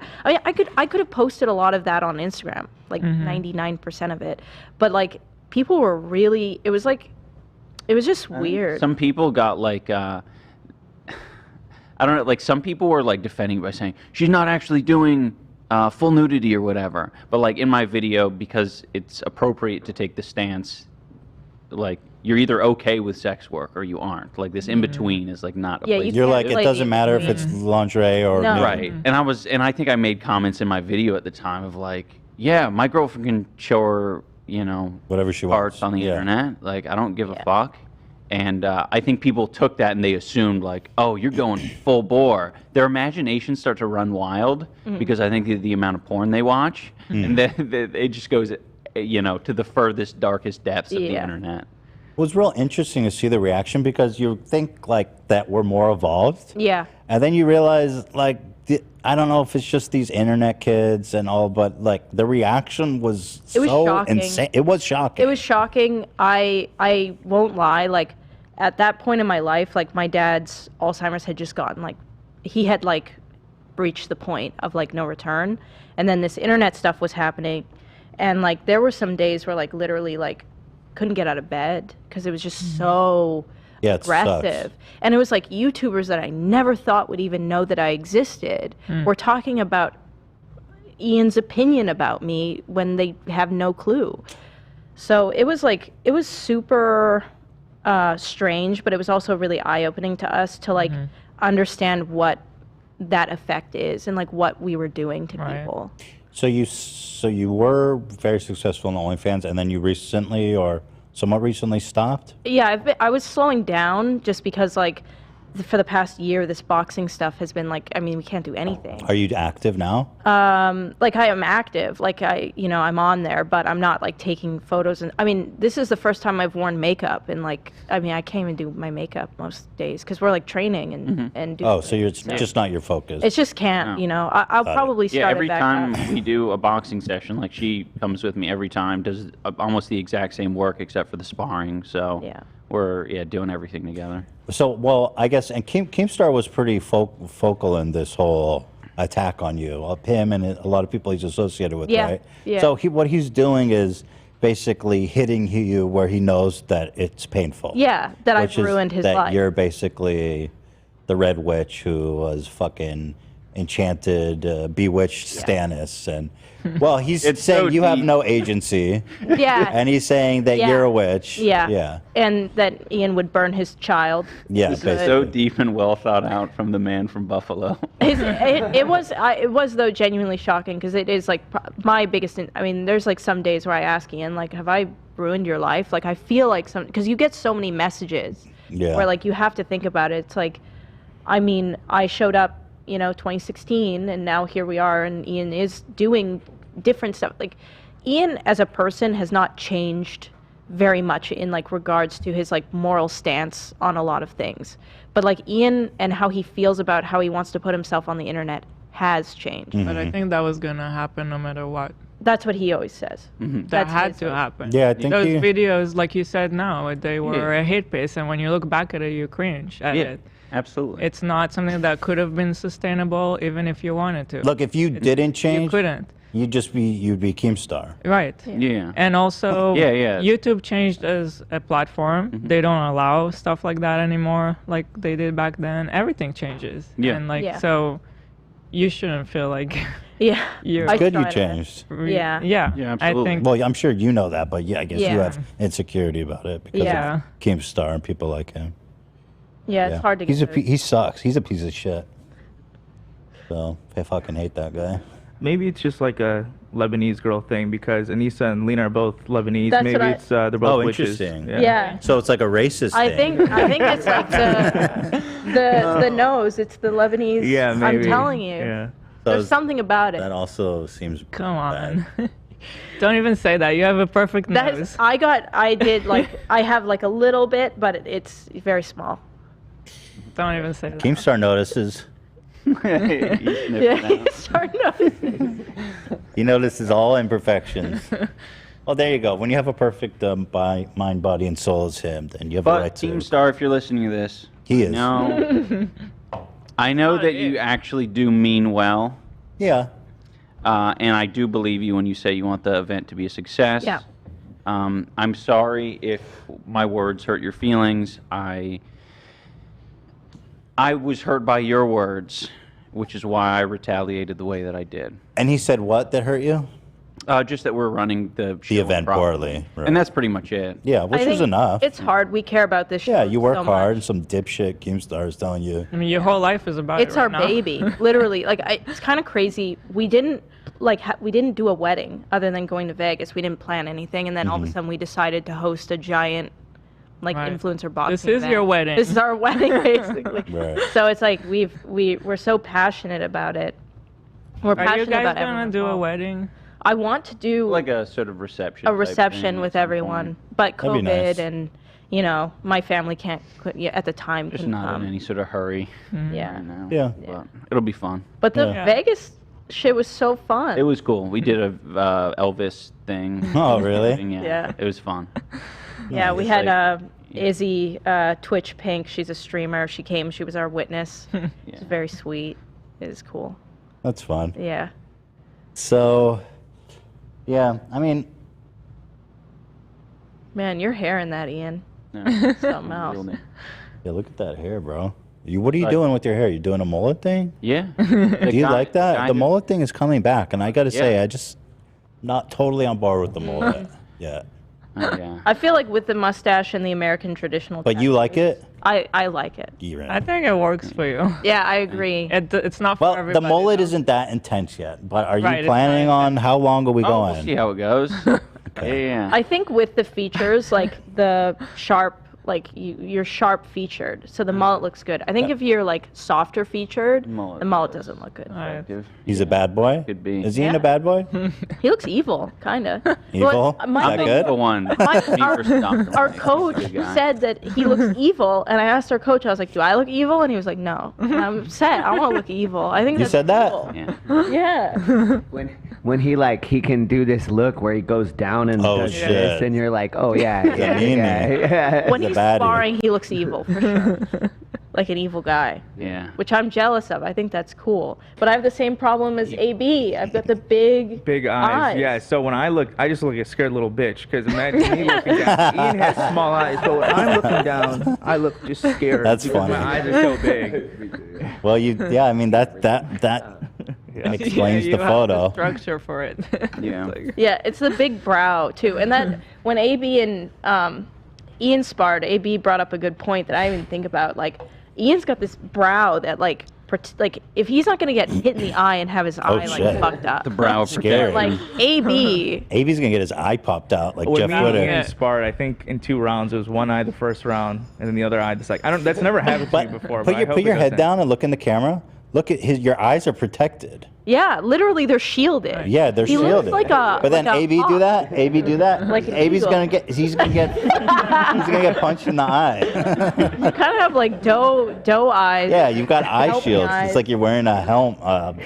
Yeah. Damn. I will say plate your mail. guys' eyes are a lot more aesthetically pleasing. The Lebanese eyes. Yes. The I just Lebanese. You look exposed nice. my weakness. Ian does like my eyes. He says all the time he likes my eyes. My eyes and my smile. So. He tells you Wait, that? so he actually What else likes does he you? tell you? He loves your eyes and your smile. It's true. I love the person I married. Wow. What else does he say to You you? heard it here first. He likes how outspoken I am. Yep. Oh. Yes. Yeah. I think a lot of people like hear her talk and they're like, "Oh, what the hell? I wouldn't like that." And they want like a wife or a partner who's like quiet and weak. Yeah. And I'm like, yeah, I don't really care about that. Yeah, I never shut What do you up. love about him? I love that he thinks really hard about what he says, and he always like has the perfect thing to say. He's just so smart and He's thoughtful. yeah. And when he says Oh. something, he says something when it means something. Interesting. What else? I like. okay. We're good. He gets shy. One more thing. I like his. I like his brow and also his, We love. his nose. I think he's hot. His face He's, is very hot. he's hot. Yeah. Fuck yeah, that sounds good. All right, this is cool. That's Gassing awesome. me up. That sounds good to Ian me. gets shy. He is. I actually gas him up a lot. I'll tell him that he looks hot or handsome or that he's got big ham cheeks, and he gets mad. What, his ass? Yeah, his ass You is got a huge. fatty? He's got a huge dump truck. Do you think Me too. Probably not in the Did same you way. Tweet? He Wait. tweeted out his. You can see his whole backside on Twitter. Oh yeah, I did see it. Yeah, I was impressed. I took that picture. That was me. I was gassing him up. I took Yeah, you're in the. You need to be doing like. He's got back dimples. Oh wait, OnlyFans. wait. I literally just went to my mentions, and this was what popped up. Somebody just tweeted that Yeah, to we me. did see that you posted. You are totally hairless, dude. Damn. Yeah. My ass does not look like In that. fairness, that was some editing on Anisa's part. I did You, edit. you edited his ass? And well, I edited it. which is fun. Wait, what right? did you edit? I'd have someone comment in the replies like some shit about how like Ian's editing is so much better than like Anisa's or whatever. And it's just like she's the one who fucking edited it. Oh my Like, God. you can't even. Wait, what did you edit his ass to made it look nice? I smoothed it. You smoothed it? Working on like skin work, so it looks like real skin. Ela, what but, the like, fuck? Where's my ass Yeah, editing? even did you smooth your I ass in that believe in photo from total yesterday? transparency. So. My ass looks horrible, dude. Yeah, I did a lot of favors for him. I also just worked on some shadow work and like tried to make. I mean, Damn, bro. yeah, I've learned some skills over the years, the OnlyFans years. Yassified his ass. Yeah. Yeah, I did yassify his ass. Although somebody did go in there and really yassify your ass, and it looked amazing. Yeah, it was Will did that. very Well, plump. I guess that's about it for us. We got to head home. We have it's Passover today, actually. Oh. Congratulations. No. Well, Passover is about the Jews escaping slavery, right? Yes, congratulations. So congratulations is in order. We're no longer being slaves. Yeah. So thank you for that. Thank you very much. So you guys are in LA for a little bit longer. Are you going back soon? Yeah, we'll go to Las Vegas after this. And yeah, I guess final plugs is we're going to do the open workout with AB and company tomorrow On S-Van's at channel. noon. On So Twitch. look out for that. They can come or just watch the Twitch? Just watch the Twitch. Yeah, don't come. Oh, okay, okay. We'll beat you up if you come. Okay. And in-person tickets are going fast. If this event sounds interesting, Is there like is there a seating chart if I go to the website? Yeah. Yeah. I want to see that. Yeah. Creator Clash. Creator. The Creator Clash. The link is in the description, by the way, for the viewers. So the Creator Clash. It's in Florida. Scroll Yeah, you down can go to down the Tampa. bottom. Keep going. Right there. Tickets Tasty to thing. event. Guys, how is it possible that? Oh, I remember you guys said limited quantity to the stream tickets. I was like, what? For early bird. Oh, for right for the early price. Got it. All right. So what does this mean? All the gray is taken. Is sold out. Oh, good seats. Yeah. The lighter blue is available. Yeah, so those are $2,000. Damn, boy, let's fucking go. Yeah. This whole section. Oh, Well, why would they're people buy selling like seats crazy. here? Those are 500. Oh, they're So they're cheaper. Okay, I get it. Middle is 1,000, and then front row's 2,000. The whole lower bowl within, I'm not even kidding, 5 minutes, 10 minutes of it launching was gone. Wow. Which is the lower bowl? Like all that gray ring. This stuff? Yeah, the So 100. this is $100. Yeah. Yeah, that's a lot of seats. How many seats have you guys sold already? 5,000. No way. That's great. Well, how big is this? It's a 10,000 seat arena.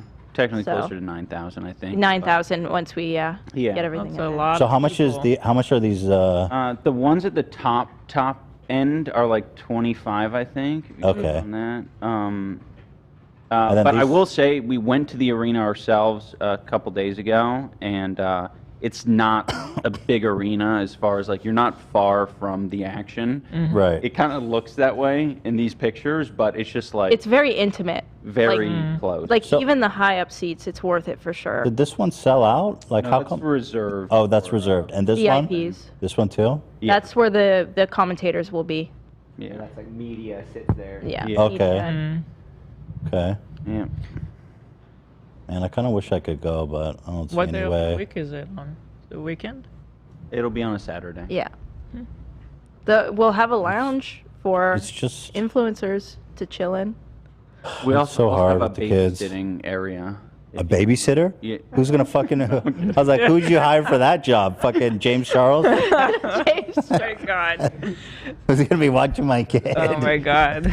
Oh, that's exciting. Don't Sounds even like it's say it. doing great. Already 5,000 sold. That's awesome. Yeah, we were shocked by That's great. the support. I mean, like we were Yeah, we super should nervous try. about it, but Yeah, maybe we should try.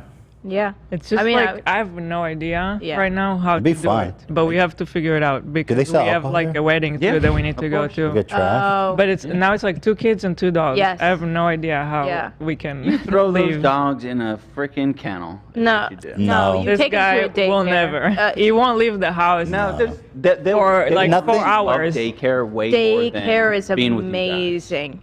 Listen, nothing against daycare and kennels. I think it's totally fine. I have. We just have try to go out separation to have a issues. nice day out Yeah. with our kid, Right. and he's worried about the dogs, and they're home No, with other well, people. because I know how stressful it is for them. But there are dog sitters who do a great job of like updating you I get with pictures, like pictures every night, and saying like like 20 this is what pictures. they're doing right now. We're playing ball. We're having a good time. They and just leave sit by the door and cry. They do. But they do that even if I'm home. You know, it's like, what can you do? That's fine. Maybe we can bring them. That definitely No. not. you got to get to the point where you're able to leave because that's like, I think he has a bigger anxiety, Yeah. separation anxiety from them. Well, they're happy with my parents. That's always good. They are, Yeah, but- they don't mind being with them. But you don't want to have to rely 2 on your kids parents and every 2 dogs time. now. They're They fine. got their own shit they want to do, right? No. No, but they have to watch the kids if we go. Yeah. They Well, can't that's do a problem. 2 kids and 2 dogs. I don't know. Dogs love like. Would you leave your kid with some weird fucking playground lady?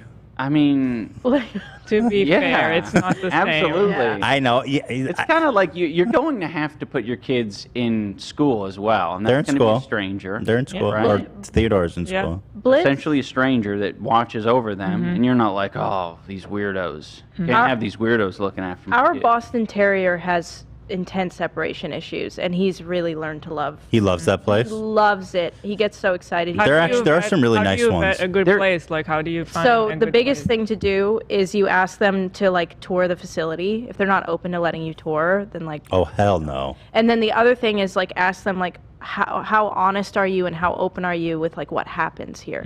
Like if it's a daycare Well- that like if a bite happens or if like 2 dogs get into it and they don't want to tell you about it, if like nothing happened, you don't want to take them there. But why would they tell you the truth if they're liars? Well, I mean, you want to hear somebody Just who being says honest. like, because some of them will say like, oh, you know, like, yeah, we'll tell you how it goes, and then you do a trial and you hear nothing, and then it's kind of like. But again, it's all different. It's like you can like, depending on your level of dedication to searching it, you can find places where it's just like only the small dogs interact with each other. So it's only watching small dogs. There's some places where it's like a person in their living room, so it's no different than you at your home, and you just have, you know, they only take 5 dogs at a time or something. Rover has good ratings. It's puppy prison. Puppy prison. It's puppy prison. What kind of crack are you smoking? See, like, if you, What do they sleep in a cage and they cry all fucking night? this is his like They dog gotta- sitter, Blitz's dog sitter, and they send like photos every day. We get like a bunch of just photos. Yeah, and they're loving life. They're loving that more than they like the dog sitters more than they like us because they're engaged with them the whole day. And they have friends. We just sit on the couch and watch like Chopped and 90 Day Fiance, and these dogs are just suffering on the floor. Yeah. The daycares actually play with them and shit. Yeah, we consider it their vacation when we leave because they're like more fun. There's nothing wrong with that. I wish I had. No, you got to do it. But you're living a. We're gonna have. You bored them? I mean, hearing this, it sounds really nice. I'd be open to touring some places. Yeah. Also, dogs like it's a little bit of a tough transition to get a dog to sleep in like a kennel if you don't kennel them. Yeah, but we like don't. that is super comforting for a dog once Yeah. they understand that that's a safe place for them to be. Oftentimes, like dogs who grow up in that, they just want to go into the kennel for like reprieve. Yeah. Fiona, like, we took away her kennel because it's like it takes up space, and she just like goes under our bed now. She Shredder wants used to do that. covered. Yeah. Our bed is too low, but he used to sleep under our bed sometimes. And they're only in there when, they need to, whether they're, I guess, being fed or when they need to go to sleep. Every other hour of the day, they're out. And Honestly- they're so tired from playing. Honestly, it sounds like the Green Mile to me. I don't get that reference. What does that mean? The kennel. They got all the cages. They're all on death row. Yeah. Nah. Walking the Green Mile. The kennel really helped Blitz with his insecurity too. It can Is be there an electric chair there? it can be a great tool if you're not abusing it, right? Because like people will abuse the kennel, like they'll just shove their dog in there. Oh God. But like if you're using it as in like, especially puppies kind when of they're people? young, Yeah. bad people. Some people really don't fucking care about their dogs. It's pretty incredible. Legit, it Really? happens. Some people like put their dog in like their laundry room and kind of just. I mean, there's. It's so upsetting. But especially when they're puppies, like kind of like kids putting down your kid for a nap because your kid's like overtired and they don't know it. Puppies do that too, and the kennel is a great way to like shut their brain off, kind of like putting them to sleep. It's routine. It's routine. Putting them to sleep? Bro, I knew I didn't like these places. Hell nah.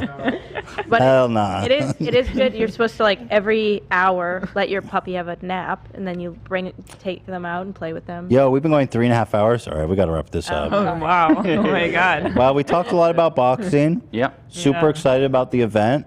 TheCreatorClash.com. Yeah. AB is going to be there. Maybe we'll try to figure out how to go, but if not, regardless, we're going to cover it. We'll talk about it. I'm so excited to watch it, even if it's just through the stream. But Well, I'm very excited for exciting. I'm glad that you're doing it like the legit way. It sounds really cool. excited for you, for AB, and Dad, who's going to crush that drug addict freak, Matt, or whatever his name is. And Eric. Oh, and Eric, right? Eric's fighting, my boy. Oh yeah. He's not going to last long, but it's going to be fun. Very confident. He's gonna take a cigarette break. He's in going the to, middle of the exactly. fight. Yeah. True. But we love him for that. Bless him. Yeah, we love him. All right. Thanks for coming, guys. Thank you. Yeah. Hope everyone had a good time. It's Friday, baby. Woo! Horsecock energy. Yeah, baby. Woo! Horsecock. Woo, baby. I guess that's about it. So, thanks for watching. Yada, yada, yada. Thank you to Coach. Yeah. Thank you. Michael Briggs, Bonafide Boxing. Michael Briggs, Bonafide Boxing. You heard it here. He says he could beat up any of the other coaches. Easy. Yeah. Facts. That's true. Mad fact. No cap. No capping allowed. My coach gonna beat me up for not defending him. AB, do you want to say anything before we sign off? No, thank you to all the support. You don't want It's to. really You don't cool want to see, defend your coach. What's up? You don't want to defend your coach. Nah. Fuck that guy. No, I love my coach, but he's not gonna watch this. Okay. And he's gonna yell at me either way, so. Fair enough. Go ahead. What were you gonna say? No, Thanks. thank you to everyone showing support. It's really cool to see everyone saying that they bought tickets to come see me. So I really do appreciate it. Yeah, that's Thank you, dope. guys. Dumb motherfucker, AB. Oh, Thank you, well, Keemstar. Keemstar's not happy about it.